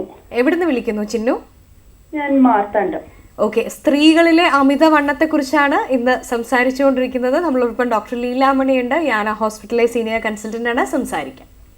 ഓക്കെ മാഡം, നമസ്കാരം മാഡം. എനിക്ക് ഒരു മോനുണ്ട്. ഇപ്പൊ രണ്ടാമതൊന്ന് ഒരു ആളും കൂടെ വേണം എന്ന് ആഗ്രഹമുണ്ട്. പക്ഷെ എനിക്ക് ഞങ്ങൾക്ക് അങ്ങനെ ട്രൈ ചെയ്തിട്ടാവുന്നില്ല. അപ്പം വണ്ണം അതിനൊരു കാരണമാണെന്ന് പറയുന്നുണ്ട്. അപ്പം ഞാൻ പലതും ട്രൈ ചെയ്യുന്നുണ്ട്. ഇപ്പം ഡയറ്റ്, ഞാൻ അങ്ങനെ ഒരുപാട് പുറത്തെ ഭക്ഷണം അങ്ങനെ ഒന്നും കഴിക്കുന്ന ആളൊന്നും അല്ല. പക്ഷെ എനിക്ക് എത്ര നോക്കിയിട്ടും അങ്ങനെ ഒരുപാട് അങ്ങനെ ഒരു വ്യത്യാസമോ വെയിറ്റിലൊരു റിഡക്ഷൻ ഒന്നും കാണുന്നില്ല. അപ്പം എനിക്ക് ഇങ്ങനെയും കൂടി ഒരു ആവശ്യം ഉള്ളത് കൊണ്ട് എന്താ ചെയ്യേണ്ടതെന്ന് അറിയാൻ വേണ്ടിയായിരുന്നു. എത്ര വെയിറ്റ് ഉണ്ട്? എനിക്കിപ്പം 75. 75 ശരിക്കും പറഞ്ഞാൽ ഇപ്പം 75 ഒക്കെ ഒരു വലിയ വെയിറ്റ് അല്ല എന്ന് തന്നെ പറയാം. പീരിയഡ്സുമായിട്ട് എന്തെങ്കിലും പ്രശ്നമുണ്ടോ? മാസമുറയൊക്കെ കൃത്യമാണോ? അത് ഒക്കെ നോർമലാണ്. അതൊന്നും എനിക്ക് പ്രശ്നമില്ല. 26 ഡേയ്സുള്ള സൈക്കിളിൽ വരാറുണ്ട്. മാസമുറ കൃത്യമാണ്. എല്ലാ മാസവും വരുന്നുണ്ട്, കുഴപ്പമില്ല. പക്ഷെ വെയിറ്റ് ഞാൻ ഹൈറ്റ് കുറഞ്ഞ ആളാണ്. ഹൈറ്റിന്റെ കൃത്യം അറിയില്ല. ഹൈറ്റ് കുറഞ്ഞ ആളാണ്. അപ്പൊ അതുകൊണ്ടാണ് ഡോക്ടർ പറഞ്ഞത് വെയിറ്റ് കൂടുതലാണെന്ന് പറയുന്നുണ്ട്. ആദ്യത്തെ ഡെലിവറി കഴിഞ്ഞിട്ടാണോ ഈ വെയിറ്റ് കൂടിയത്? അല്ല, എനിക്ക് പണ്ട് തൊട്ടേ ഇത്തിരി വെയിറ്റ് ഉള്ള ആളാണ്. അപ്പം ആദ്യത്തെ ഡെലിവറിയിൽ വലിയ ബുദ്ധിമുട്ടുണ്ടായില്ല. അപ്പൊ ഈ ഇപ്പം നിങ്ങൾ പറഞ്ഞതനുസരിച്ച് സാധാരണ വെയിറ്റ് കൂടുമ്പം പറ്റുന്ന പ്രശ്നം എന്തെന്ന് പറഞ്ഞാൽ നമ്മുടെ ഓവുലേഷൻ്റെ തോത് കുറയും, മണ്ടോൽപാദനത്തിൻ്റെ. അപ്പം അങ്ങനെയാണ് പ്രഗ്നൻസി ചിലർക്ക് ഡിലേഡ് ആകുന്നത്. അണ്ടോൽപാദനം നിങ്ങൾക്ക് പീരീഡ്സൊക്കെ കൃത്യമായി വരുന്നുണ്ടെങ്കിൽ നിങ്ങളുടെ ഈ കുഞ്ഞുങ്ങളുണ്ടാവാത്തതിൻ്റെ റീസൺ ഒരു വണ്ണം തന്നെ ആവണമെന്നില്ല. പക്ഷെ വണ്ണം കുറയ്ക്കുന്നത് നല്ലതാണ്. അപ്പം കുറയ്ക്കാൻ പറ്റുമെങ്കിൽ കുറച്ചാൽ മതി. അതിനെ ഓർത്ത് ടെൻഷൻ അടിക്കേണ്ട കാര്യമില്ല. 75 നമ്മൾ വെയിറ്റ് കൂടുതൽ തന്നെയാണ്, എന്നാൽ പോലും അത് മാത്രമായിരിക്കില്ല ഒരു റീസൺ. ഈ കുഞ്ഞുങ്ങളുണ്ടാകത്തതിന് വേറെ എന്തെങ്കിലും റീസൺസ് ഉണ്ടോ എന്നുള്ളതും കൂടെ ടെസ്റ്റുകളൊക്കെ ചെയ്ത് നോക്കണം. തൈറോയിഡൊന്നും ഇല്ലല്ലോ? തൈറോയിഡ് എനിക്ക് ഒരു 4.7 അങ്ങനെയൊക്കെ. അത് മരുന്നൊന്നും വേണ്ടെന്ന് ഡോക്ടർ പറഞ്ഞിട്ടുണ്ടല്ലോ അല്ലേ? ഡോക്ടർ പറഞ്ഞു അതിപ്പോ വേണ്ട, വീണ്ടും ടെസ്റ്റ് ചിലപ്പോ ടെസ്റ്റ് ചെയ്യുമ്പോൾ 2.0. അപ്പൊ നോർമലാണ്. അപ്പൊ അതൊക്കെ നോർമലാണ്. അപ്പം എത്ര വയസ്സുണ്ട്? എനിക്കിപ്പോ 40 വയസ്സ്. ഏജ് ഒരു ഫാക്ടറാണ്. ഏജ് എന്ന് പറയുന്ന ഒരു ഫാക്ടറാണ്. എന്ന് പറഞ്ഞാൽ നമ്മുടെ ഒരു 35 ഇയേഴ്സ് കഴിയുമ്പോൾ നമ്മുടെ ഓവറിയുടെ ഫങ്ഷൻ കുറഞ്ഞു വരും. അണ്ടോൽപാദനത്തിൻ്റെ തോതൊക്കെ കുറഞ്ഞു വരും, ഹോർമോൺ ലെവൽ കുറഞ്ഞു വരും. അപ്പോൾ ഈ ഏജ് ആയിരിക്കും നിങ്ങൾക്കൊരു മെയിൻ ഫാക്ടർ. വണ്ണമാവാൻ സാധ്യതയില്ല. വന്ധ്യതയുടെ അല്ല, ഈ കുഞ്ഞുങ്ങളുണ്ടാവാത്തതിൻ്റെ കാര്യം ഏജ് ഫാക്ടർ ആവാനാണ് കൂടുതൽ സാധ്യത. അപ്പം ഇനി നിങ്ങൾക്ക് ശരിയാവുന്നില്ല എന്നുണ്ടെങ്കിൽ ഏതെങ്കിലും ഹോസ്പിറ്റലിൽ കാണിച്ച് പെട്ടെന്ന് തന്നെ, എന്ന് പറഞ്ഞാൽ ഏജ് കൂടുമ്പോൾ വീണ്ടും നമുക്ക് ഈ അണ്ടത്തിൻ്റെ നമ്പരൊക്കെ കുറഞ്ഞു വരിക. അപ്പം കുഞ്ഞുങ്ങൾ നിർബന്ധമായിട്ട് വേണമെന്നുണ്ടെങ്കിൽ ഉടനെ തന്നെ ആക്റ്റീവായിട്ടൊരു ട്രീറ്റ്മെൻറ്റ് എടുക്കുക. ഡോക്ടർ, നമ്മൾ ഈ അഡോളസൻസിലേക്ക് വരുമ്പോൾ, ചൈൽഡ്ഹുഡിൽ നിന്ന് അഡോളസൻസിലേക്ക് വരുമ്പോൾ എങ്ങനെയാണ് അമിതവണ്ണം ഒരു പ്രശ്നമാകുന്നത് എന്നുള്ളതായിരുന്നു സംസാരിച്ചത്. കണ്ടിന്യൂ ചെയ്യാം ഡോക്ടർ. ഇപ്പോൾ ഈ ഒബീസിറ്റി എന്ന് പറയുന്നത് പെണ്ണുങ്ങളിൽ മാത്രമല്ല ആണുങ്ങളിലും ഒക്കെ ഉള്ളത് തന്നെയാണ്. എന്നാലും നമ്മുടെ സ്ത്രീയുടെ ശരീരത്തിൻ്റെ ഒരു ഫിസിയോളജി വെച്ചിട്ട് ഈ ഒബീസിറ്റി അവരുടെ ആരോഗ്യത്തിന് ഒരുപാട് ഇൻഫ്ലുവൻസ് ചെയ്യുന്ന ഒരു കാര്യമാണ്. ഇപ്പോൾ അഡോളസൻ്റ് ഏജിലെ കുട്ടികളുടെ കാര്യം എടുത്തു കഴിഞ്ഞാൽ, നമ്മുടെ പെൺകുട്ടികളുടെ കാര്യം എടുത്തു കഴിഞ്ഞാൽ അവരുടെ ഗ്രോത്ത് വന്നിട്ട് അവർക്ക് മെച്ചൂരിറ്റി മെനാർക്കി തുടങ്ങുന്ന സമയം. അപ്പം നമ്മൾ ശരിക്കും പറഞ്ഞാൽ ഏജ് ഓഫ് മെനാർക്കി എന്ന് പറയുന്നത് പണ്ടെല്ലാം നമ്മളൊരു 12 വയസ്സ് 13 വയസ്സ് 14 വയസ്സൊക്കെ ആയിരുന്നത് ഇന്ന് ആ ഏജ് വളരെ കുറഞ്ഞ് 9 വയസ്സ് 10 വയസ്സൊക്കെ ആവുന്നു. അത് ഒബീസിറ്റി ഉള്ള കുട്ടികൾക്കാണെങ്കിൽ ഇത് വളരെ നേരത്തെ. അപ്പോൾ വളരെ നേരത്തെ ഉണ്ടാകുന്ന മാത്രമല്ല, ഇപ്പം നമ്മൾ ശരിക്കും പറഞ്ഞാൽ പ്രിമച്ചറായിട്ട് ഇങ്ങനെ മെനാർക്കി വന്നു കഴിഞ്ഞാൽ അതിന് പിന്നെ ഭാവിയിലും ആരോഗ്യ പ്രശ്നങ്ങളുള്ളതാണ് ഏർലി മെനാർക്കി എന്ന് പറയുന്നത്. അതുപോലെ തന്നെ ഇത് മാസമുറ തുടങ്ങിക്കഴിഞ്ഞാൽ അതുമായിട്ട് ബന്ധപ്പെട്ട ഇപ്പം മാസമുറ റെഗുലർ അല്ലാതിരിക്കുക, അമിതമായിട്ട് രക്തസ്രാവം ഉണ്ടാവുക, മാസമുറ വന്നു കഴിഞ്ഞാൽ അത് നിൽക്കാതിരിക്കുക, ഇങ്ങനെയുള്ള ഒരുപാട് പ്രശ്നങ്ങൾ നമ്മൾ ഒബീസ് കുട്ടികളിൽ കാണുന്നുണ്ട്. നമുക്കൊരു ഹോർമോൺ ബാലൻസ് അല്ലാതെ പോവുകയും നമ്മളിപ്പോൾ ശരിക്കും എപ്പോഴും എല്ലാവരും കോമൺ ആയിട്ട് പേടിക്കുന്ന ഒരു സാധനമാണ് പോളിസിസ്റ്റിക് ഓവറി. അതുപോലെയൊക്കെ ഡെവലപ്പ് ചെയ്ത് വരുന്നതിനുമൊക്കെ ഈ ഒബീസിറ്റിയും അതോടൊപ്പം നമ്മുടെ ആക്ടിവിറ്റി ഇല്ലാത്തത് അല്ലെങ്കിൽ എക്സർസൈസ് ഒന്നും ഇല്ലാത്ത അവസ്ഥയും കൊണ്ടെത്തിക്കാറുണ്ട്. ഓക്കെ, PCOD അങ്ങനെയുള്ള ഞാൻ അതിലേക്ക് വരാൻ ഡോക്ടർ. ഒരു കോളർ വെയിറ്റിംഗ് ആണ്. ഹലോ, കെയറിംഗ് ഹാൻഡ്സിലേക്ക് സ്വാഗതം. ആരാണ്? എവിടുന്ന് വിളിക്കുന്നു ദീപ? സ്ത്രീകളിലെ അമിത വണ്ണമാണ് ഇന്ന് നമ്മൾ ചർച്ച ചെയ്യുന്നത്. നമുക്ക് അതിഥിയായിട്ടുള്ളത് ഡോക്ടർ ലീലാമണിയാണ്, യാന ഹോസ്പിറ്റലിലെ സീനിയർ കൺസൾട്ടന്റ്. സംസാരിക്കാം. ഹലോ, പറയൂ ഡോക്ടർ. എന്റെ അമ്മയ്ക്ക് തന്നെയാണ് വിളിക്കുന്നത്. പറയും. അമ്മയ്ക്ക് 48 വയസ്സായി. അപ്പൊ അമിതമായിട്ട് ഇങ്ങനെ വണ്ണം വെക്കുകയാണ്, നടക്കാനൊക്കെ ബുദ്ധിമുട്ടെന്ന് പറയുന്നുണ്ട്. കൂടുതലും വയറാണ് കൂടുതൽ വെക്കുന്നത്, ശരീരം അത്ര ആരും വെക്കുന്നില്ല. വയറാണ് ഇപ്പൊ പ്രശ്നം. കാല് വണ്ണം കുറവാണ്. അപ്പൊ നടക്കാനൊക്കെ ഈ ഭാരം താങ്ങി നടക്കാനൊക്കെ ബുദ്ധിമുട്ടാണ്. എപ്പോഴും കാലുവേദന എന്നൊക്കെ പറയുന്നത്. നമുക്ക് ഒരു ഏജ് കഴിയുമ്പം എന്ന് പറഞ്ഞാൽ എല്ലാവർക്കും മിക്കവാറും എല്ലാ സ്ത്രീകൾക്കും തന്നെ ഉള്ള 1-2 പ്രശ്നങ്ങൾ ഇതാണ്. നമുക്കിപ്പോൾ ഒരു 40-45 വയസ്സ് കഴിഞ്ഞ് പിന്നെ നമ്മൾ വണ്ണം കുറയ്ക്കാനുള്ള നമ്മുടെ ശ്രമം കുറച്ച് ബുദ്ധിമുട്ടാണ്. എന്ന് പറഞ്ഞാൽ ഇപ്പോൾ നമ്മൾ പലരോടും നമ്മൾ പറയും കുറച്ച് നടക്കണമെന്ന് പറയുമ്പോൾ അവർ പറയും നടക്കുമ്പം കാലുവേദനയാണ്. നമുക്ക് മറ്റ് ആരോഗ്യ പ്രശ്നങ്ങൾ വരുന്ന ഒരു സമയമാണ്. ഇപ്പം നേരത്തെ പറഞ്ഞതുപോലെ വയറാണ് വലുതാകുന്നതെന്ന് പറഞ്ഞു. അപ്പം വയറിനകത്ത് വേറെ എന്തെങ്കിലും അസുഖം ഉണ്ടോ എന്നുള്ളത് എന്തെങ്കിലും ടെസ്റ്റുകൾ ചെയ്തായിരുന്നോ? അപ്പോൾ സ്ത്രീകളിൽ ഈ ഏജിൽ വയറ് വലുതായി വരുമ്പോൾ നമ്മൾ ശ്രദ്ധിക്കേണ്ട 1-2 കാര്യങ്ങൾ, വേറെ എന്തെങ്കിലും അസുഖം വയറിനുള്ളിലുണ്ടോ എന്നൊന്ന് നോക്കേണ്ടതുണ്ട്. ഡയബറ്റീസ് ഉണ്ടോ? ഇപ്പം ഈ പ്രായം എന്ന് പറയുന്നത് ഒരു 45-50 വയസ്സൊക്കെ നമ്മുടെ ഡയബറ്റീസ്, തൈറോയിഡ് ഇങ്ങനത്തെ അസുഖങ്ങൾ വരുന്ന ഒരു സമയമാണ്. പിന്നെ ഞാൻ നേരത്തെ പറഞ്ഞതുപോലെ തന്നെ വയറിൻ്റെ വണ്ണം അല്ലെങ്കിൽ വേസ്റ്റ് സർക്കംഫറൻസ് കൂടുമ്പോൾ ആരോഗ്യ പ്രശ്നങ്ങൾ, നമ്മുടെ മെറ്റബോളിക് സിൻഡ്രോം പോലത്തെ ഡയബറ്റീസ്, പ്രഷർ, നമുക്ക് കൊളസ്ട്രോൾ കൂടുന്നത്, ഇങ്ങനെയുള്ള കാര്യങ്ങളെല്ലാം ഭയങ്കര കൂടുതലായിട്ട് കാണുന്ന ഒരിതാണ്. ഇപ്പോൾ വയറ് മാത്രം ഇങ്ങനെ വണ്ണം വെച്ച് വരുന്നുണ്ടെങ്കിൽ അതിനകത്ത് ആദ്യം നമ്മൾ അസുഖങ്ങളൊന്നും ഇല്ല എന്നുള്ളത് തിട്ടപ്പെടുത്തണം. അസുഖം ഈ മറ്റസുഖം വയറിനകത്ത് ഇപ്പോൾ മുഴ പോലെയോ അങ്ങനെ എന്തെങ്കിലും ഉണ്ടോ എന്നുള്ളത് നമ്മൾ ടെസ്റ്റുകൾ ചെയ്ത് നോക്കണം. രണ്ടാമത് പറ്റുന്ന അത്രയും കുറച്ചെങ്കിലും ഒരു വ്യായാമം ഇപ്പോൾ കാൽമുട്ടൊക്കെ വേദനയുള്ളപ്പോൾ നമുക്ക് ഈ ഏജിൽ സ്ത്രീകൾക്ക് പറ്റുന്ന ഒരു വ്യായാമം എന്ന് പറയുന്നത് നടക്കുന്നതാണ്.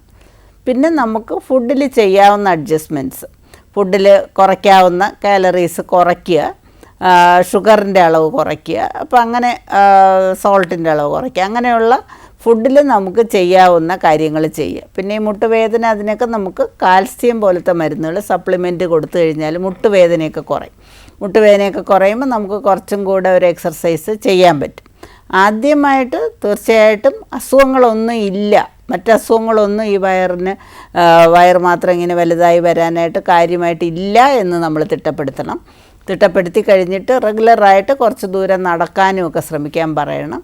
പിന്നെ ആഹാരത്തിൽ കുറച്ച് ക്രമീകരണങ്ങൾ ചെയ്യാൻ പറഞ്ഞു. ഇത്രയൊക്കെ നമുക്ക് ചെയ്യാൻ പറ്റുള്ളൂ. ഈ ഒബീസിറ്റി എന്ന് പറയുന്നത് നമുക്ക് മരുന്നൊന്നും കൊടുത്ത് അത്ര എളുപ്പമൊന്നും മാറ്റാൻ പറ്റുന്ന ഒരു സാധനമല്ല.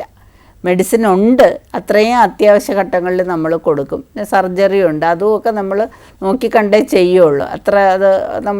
അതല്ല ഒരു ആദ്യത്തെ ട്രീറ്റ്മെൻറ്റ്. ആദ്യത്തെ ട്രീറ്റ്മെൻറ്റ് എന്ന് പറയുന്നത് നമ്മുടെ ലൈഫ് സ്റ്റൈലിൽ വരുത്താവുന്ന മാറ്റങ്ങൾ തന്നെയാണ്. അതോടൊപ്പം നമുക്ക് മറ്റ് അസുഖങ്ങളൊന്നും ഇല്ല എന്ന് തിട്ടപ്പെടുത്തിയിരിക്കും. Okay, thanks for calling. Thank you doctor. നമ്മൾ അഡോളസൻസിലെ പ്രശ്നങ്ങൾ PCOD കുറിച്ചൊക്കെ ആയിരുന്നു, PCOD വരാം എന്നുള്ളതിലായിരുന്നു പറഞ്ഞത്. കണ്ടിന്യൂ ചെയ്യാം. അപ്പോൾ ഈ അഡോളസൻറ്റിലെ ഒബീസിറ്റി എന്ന് പറയുന്നത് പിന്നുള്ളത് പിള്ളേർക്കുണ്ടാകുന്ന മാനസികമായ പ്രശ്നങ്ങൾ. ഒരുപാട് കുട്ടികൾ സ്കൂളിലൊക്കെ ഈ 10ാം ക്ലാസ് 11ാം ക്ലാസ്സൊക്കെ ആകുമ്പോൾ കൂടെ ഉള്ളവർ നിനക്ക് ഭയങ്കര വണ്ണമാണ് എന്നൊക്കെ പറഞ്ഞു കഴിയുമ്പോൾ അതുപോലെ അത് മാത്രം കൊണ്ട് ഡിപ്രഷനിൽ പോകുന്ന കുട്ടികളുണ്ട്.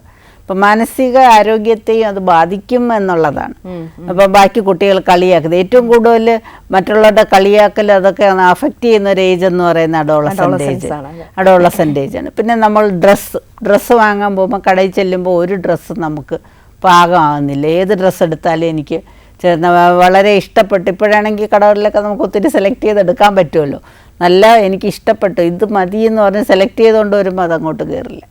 അപ്പം അങ്ങനെയുള്ള കാര്യങ്ങൾ. അപ്പം ശരിക്കും പറഞ്ഞാൽ ഒബീസിറ്റി നമ്മളെ ഫിസിക്കലി പോലെ മെൻ്റലിയും ഒരുപാട് ബാധിക്കുന്ന ഒരു കാര്യം എന്നുള്ളതാണ്. പിന്നെ അഡോളസെൻ്റ് ഏജിൽ ഞാൻ ഈ പറഞ്ഞതുപോലെ ഈ ഹോർമോണൽ ഇംബാലൻസ് ഒക്കെ കുറച്ച് വന്നു കഴിഞ്ഞാൽ അതിൻ്റെ കൂട്ടത്തിൽ തന്നെ നമുക്ക് ബ്ലീഡിങ്ങും പിന്നെ വളർച്ചാ രോഗം വരാൻ സാധ്യതയുണ്ട്. അതുപോലെ തൈറോയിഡിൻ്റെ പ്രശ്നങ്ങളുള്ള ഒരുപാട് കുട്ടികൾ, തൈറോയിഡിൻ്റെ എന്ന് പറഞ്ഞാൽ തൈറോയ്ഡ് ഫംഗ്ഷൻ കുറഞ്ഞു കഴിഞ്ഞാൽ അതുകൊണ്ട് തന്നെ അമിതമായിട്ട് വെയിറ്റ് കൂടാൻ സാധിക്കും. ഞാൻ ഒന്നുകൂടെ ഇടപെടുകയാണ്, ഒരു കോളർ വെയിറ്റിംഗ് ആണ്. ഹലോ, കെയറിംഗ് ഹാൻഡ്സിലേക്ക് സ്വാഗതം. ആരാണ്? ശീതളാണോ? ശ്രീകല. ഓക്കെ, എവിടുന്ന് വിളിക്കുന്നു? ഓ, ഓക്കെ ഓക്കെ ഓക്കെ. നമ്മുടെ ഇന്നത്തെ വിഷയം ശ്രദ്ധിച്ചു കാണുമെന്ന് വിചാരിക്കുന്നു. സ്ത്രീകളിലെ അമിതവണ്ണമാണ്. നമുക്ക് അതിഥിയായിട്ടുള്ളത് യാന ഹോസ്പിറ്റലിലെ സീനിയർ കൺസൾട്ടന്റ് ആയിട്ടുള്ള ഡോക്ടർ ലീലാമണിയാണ്. സംസാരിക്കാം. Hello doctor. പറയൂ ശ്രീകല. ഇപ്പോ എനിക്ക് മെനോപോസിന്റെ ഒരു ഏജ് ആണ്. ഈ സമയത്ത് പൊതുവെ എല്ലാരും പറയും ഒരുപാട് വണ്ണം വെക്കുന്ന ഒരു സമയമാണ്. അത് എങ്ങനെയാണ് നമുക്കത് സ്റ്റോപ്പ് ചെയ്യാൻ പറ്റുക? മെനോപോസ് എന്ന് പറഞ്ഞാൽ ഹോർമോണൽ വേരിയേഷൻസ് വരുന്ന ഒരു സമയമാണ്. ആ സമയത്ത് നമുക്ക് അമിതമായിട്ട് വണ്ണം വയ്ക്കാനുള്ള സാധ്യതയുണ്ട്. അതുപോലെ അതിൻ്റെ കൂടെ തന്നെ നമുക്ക് ആ ഏജൊക്കെ ആകുമ്പോൾ നമുക്ക് പണ്ടുണ്ടായിരുന്ന ഒരു ആക്ടിവിറ്റി കാണത്തില്ല. നമുക്ക് ആക്ടിവിറ്റിയിൽ കുറച്ച് റെസ്ട്രിക്ഷൻസ് വരും. അതിൽ നമുക്ക് ചെയ്യാൻ പറ്റുന്ന കാര്യങ്ങളൊന്നും ഞാൻ നേരത്തെ പറഞ്ഞതുപോലെ തന്നെ റെഗുലറായിട്ട് എന്തെങ്കിലും ഒരു എക്സർസൈസ്, കുറച്ച് നേരം നടക്കുമോ, വേറെ എന്തെങ്കിലും എക്സർസൈസ് ചെയ്യാൻ പറ്റുന്ന രീതിയിലുള്ള എക്സർസൈസ് എന്ന് പറഞ്ഞാൽ ഇപ്പോൾ ജിമ്മിൽ തന്നെ പോകണമെന്നൊന്നുമില്ല. പല ഹെവി ആയിട്ടുള്ള എക്സർസൈസും നമുക്ക് ചെയ്യാൻ പറ്റില്ല. ഒരുപാട് പേര് യോഗ ചെയ്യുന്നവരുണ്ട്. അപ്പോൾ ഇതെല്ലാം നമുക്ക് വെയിറ്റ് കൂടാതെ നിലനിർത്താനായിട്ട് പറ്റുന്നതാണ്. പിന്നെയുള്ള നമ്മുടെ ഫുഡിലുള്ള വ്യത്യാസങ്ങൾ തന്നെയാണ്. ബ്രേക്ക്ഫാസ്റ്റ് നമ്മൾ നിർബന്ധമായിട്ടും കഴിക്കണമെന്നുള്ള ഒരു ഫുഡ് തന്നെയാണ്. നമ്മുടെ ഉച്ചത്തെ ഫുഡും വൈകിട്ടത്തെ ഫുഡും നമുക്ക് ധാരാളം റെസ്ട്രിക്റ്റ് ചെയ്യാൻ പറ്റും. ഉച്ചത്തെ ഫുഡിലൊക്കെ നമ്മൾ ചോറിൻ്റെ അളവ്, കാർബോഹൈഡ്രേറ്റ്സ് ആണ് എപ്പോഴും നമുക്ക് വെയിറ്റ് കൂട്ടുന്നത്, കിഴങ്ങ് വർഗ്ഗങ്ങൾ, ചോറ്. അപ്പം അങ്ങനെയുള്ള സാധനങ്ങൾ നമ്മൾ കുറയ്ക്കുക, ധാരാളം വെള്ളം കുടിക്കുക. പിന്നെ അതുപോലെ തന്നെ ഈവനിങ് നൈറ്റിലുള്ള ഫുഡ് നമ്മൾ കഴിക്കുന്നത് കുറച്ച് നേരത്തെ ആക്കുക.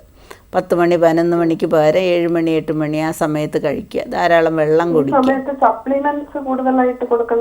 സപ്ലിമെൻറ്റ്സിൽ നമ്മൾ മെയിൻലി പറയുന്നത് കാൽസ്യം ടാബ്ലറ്റിൻ്റെ കൂടെ തന്നെ നമുക്ക് വൈറ്റമിൻ ഡി ഉള്ള ടാബ്ലറ്റ് കിട്ടും. കാൽസ്യത്തിൻ്റെ ടാബ്ലറ്റാണ് മെയിൻലി കൂടുതൽ. പിന്നെ നമ്മൾ ഞാനീ പറഞ്ഞതുപോലെ നമ്മൾ കാർബോഹൈഡ്രേറ്റ് കുറയ്ക്കുമ്പം നമുക്ക് അതിൽ ഫ്രൂട്ട്സ്, വെജിറ്റബിൾസ് ആഡ് ചെയ്ത് കഴിഞ്ഞാൽ ഒരു ഡെഫിഷ്യൻസിയും വരത്തില്ല. കുറച്ച് പയറുവർഗ്ഗങ്ങൾ കഴിക്കുക, നമ്മൾ ഗ്രീൻ പീസ്, സോയാബീൻസ് അങ്ങനെയുള്ള സാധനങ്ങൾ കഴിക്കുക. അപ്പോൾ നമുക്ക് വിശക്കാതെ ഇരിക്കും. പിന്നെ ഫ്രൂട്ട്സ്, വെജിറ്റബിൾസ് ഒക്കെ ചേർക്കുക. ചോറിൻ്റെ അളവ് നല്ലോണം കുറയ്ക്കുന്നത് നല്ലതായിരിക്കും.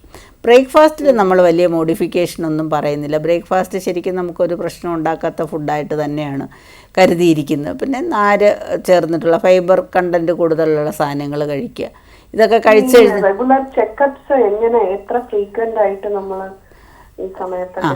ഇപ്പോൾ ശരിക്കും ജോലിയുള്ള ആളാണോ? അല്ല. ഇപ്പോൾ ജോലിയുള്ളതാണെങ്കിൽ പല സ്ഥാപനങ്ങളിൽ ഇപ്പോൾ എക്സിക്യൂട്ടീവ് ചെക്കപ്പ് എന്ന് പറഞ്ഞ് എക്സിക്യൂട്ടീവ് ചെക്കപ്പ് ചെയ്യുന്നത് നല്ലതാണ്. പക്ഷേ അതിലൊരു പ്രശ്നം എന്ന് പറയുന്നത് പലർക്കും അതിലൊരു കാണുന്ന, നമ്മൾ ഈ ചെക്കപ്പിന് പോകുമ്പോൾ നമ്മളൊരു അസുഖമായിട്ട് നമ്മൾ ചെക്കപ്പിന് പോകുമ്പോൾ നമ്മളൊരു ടാർഗറ്റ് ചെയ്ത് നമ്മൾ ഏത് ഭാഗത്താണോ നമുക്ക് അസുഖമുള്ളത് അതിനെ ചുറ്റിപ്പറ്റിയുള്ള ടെസ്റ്റുകളായിരിക്കും. അല്ലാതെ നമ്മൾ ടെസ്റ്റുകൾ ചെയ്യുമ്പോൾ കോമൺ ടെസ്റ്റുകളാണ്. അപ്പോൾ ഉദാഹരണം പറഞ്ഞാൽ നമ്മളൊരു സ്കാനിങ് പരിശോധന ചെയ്തെന്ന് വിചാരിക്കും. സ്കാനിങ് പരിശോധനയിൽ ഒരുപാട് പേർക്ക് കിഡ്നിയിൽ സ്റ്റോൺ കാണാറുണ്ട്, നമ്മുടെ പിത്താശയത്തിൽ സ്റ്റോൺ കാണാറുണ്ട്. അപ്പോൾ ഇതൊക്കെ കണ്ടുകൊണ്ട് എനിക്കെന്തോ ഭയങ്കര രോഗമാണെന്ന് പറഞ്ഞ് വിഷമിച്ച് മാനസിക പ്രശ്നങ്ങളുണ്ടാകുന്ന ധാരാളം പേരുണ്ട്. അത് നമ്മുടെ ഒരു ഏജിൻ്റെയും കൂടെ കുഴപ്പമാണ്. നമുക്ക് പ്രായമാകുമ്പോൾ നമുക്ക് തന്നെ ഒരു വിചാരമാണ് നമുക്ക് എന്തെങ്കിലുമൊക്കെ അസുഖങ്ങൾ വരാൻ സാധ്യത ഉണ്ട് തന്നെ. അപ്പോൾ അതുകൊണ്ട് നമ്മൾ വിജിലൻ്റായിട്ട് തന്നെ ഇരിക്കണം. പക്ഷേ നമുക്ക് ചികിത്സ വേണ്ടാത്ത ഒരുപാട് സാധനങ്ങളുണ്ട്. ഇപ്പോൾ നമ്മൾ ഗർഭപാത്രത്തിൻ്റെ കാര്യം പറഞ്ഞാൽ ഗർഭപാത്ര മുഴകൾ 1 സെൻറ്റിമീറ്റർ 2 സെൻറ്റിമീറ്റർ ഫൈബ്രോയിഡ് ഒന്നും നമ്മളൊന്നും ചെയ്യാൻ പറയുന്നില്ല. പക്ഷേ എന്നാലും ഇത് വെച്ചിട്ട് അയ്യോ അയ്യോ എന്ന് പറഞ്ഞ് ഡോക്ടർ പറയാതെ തന്നെ ഇടയ്ക്കിടയ്ക്ക് പോയി സ്കാൻ ചെയ്യുക, അതിങ്ങനെ ഓർത്ത് വിഷമിക്കുക, അങ്ങനത്തെ കാര്യങ്ങളൊന്നുമില്ല. നമ്മൾ ടെസ്റ്റുകളെന്ന് പറയുന്നത് ഈ ഏജിൽ മെയിൻലി നമുക്ക് നമ്മുടെ നമ്മുടെ സ്റ്റേറ്റിൻ്റെയൊക്കെ ഒരു ഇത് വെച്ച് നമ്മൾ നോക്കിക്കഴിഞ്ഞാൽ ഡയബറ്റിസ് ഇടയ്ക്കൊക്കെ ഒരു 6 months കൂടുമ്പോൾ നമ്മൾ ബ്ലഡ് ഷുഗർ ഒന്ന് കൂടുന്നുണ്ടോ എന്നുള്ളത് നോക്കണം. പിന്നെ എന്തെങ്കിലും ഒരുപാട് ക്ഷീണമോ കൂടുതൽ വണ്ണം വയ്ക്കുന്നെങ്കിൽ തൈറോയിഡ് ഒന്ന് ടെസ്റ്റ് ചെയ്ത് നോക്കണം. പിന്നെ നമ്മൾ ചെയ്യാനുള്ളത് നമ്മുടെ ലിവർ ഫങ്ഷൻ, അതൊക്കെ വർഷത്തിലൊരിക്കൽ മതി. ലിവർ ഫങ്ഷൻ, റീനൽ കിഡ്നിയുടെ ഫങ്ഷൻ. ഇപ്പോൾ ഡയബറ്റീസ് ഒക്കെ ഉണ്ടെങ്കിൽ കിഡ്നിക്ക് വരാൻ കുഴപ്പം. അമിതമായിട്ട് വണ്ണം ഉണ്ടെങ്കിൽ ലിവറിൽ ഫാറ്റി ലിവറും അതുമായിട്ടുള്ള വ്യതിയാനങ്ങൾ വരാം. അപ്പോൾ ഇങ്ങനെയുള്ള നമുക്ക് അത്യാവശ്യമുള്ള ഇതൊക്കെ വല്ലപ്പോഴും വർഷത്തിലൊരിക്കലൊക്കെ ചെയ്യേണ്ട കാര്യമുള്ളൂ. കൂടുതലും നമുക്ക്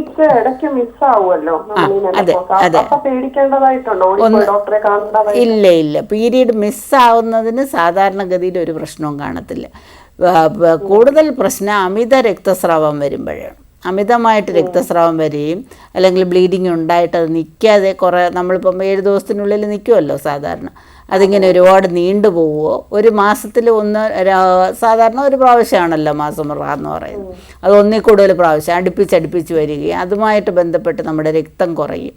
അങ്ങനെ വരുമ്പോൾ നമ്മൾ അയണൊക്കെ സപ്ലിമെൻറ്റ് ചെയ്ത് കൊടുക്കണം. നമുക്ക് വേറെ അസുഖമൊന്നും ഇല്ല എന്ന് നമ്മൾ തിട്ടപ്പെടുത്തണം. പിന്നെ നമ്മൾ ഗർഭപാത്രത്തിലെ രോഗങ്ങൾക്ക് വേണ്ടിയുള്ള സ്ക്രീനിങ് ടെസ്റ്റുകൾ നമുക്ക് ചെയ്യാം.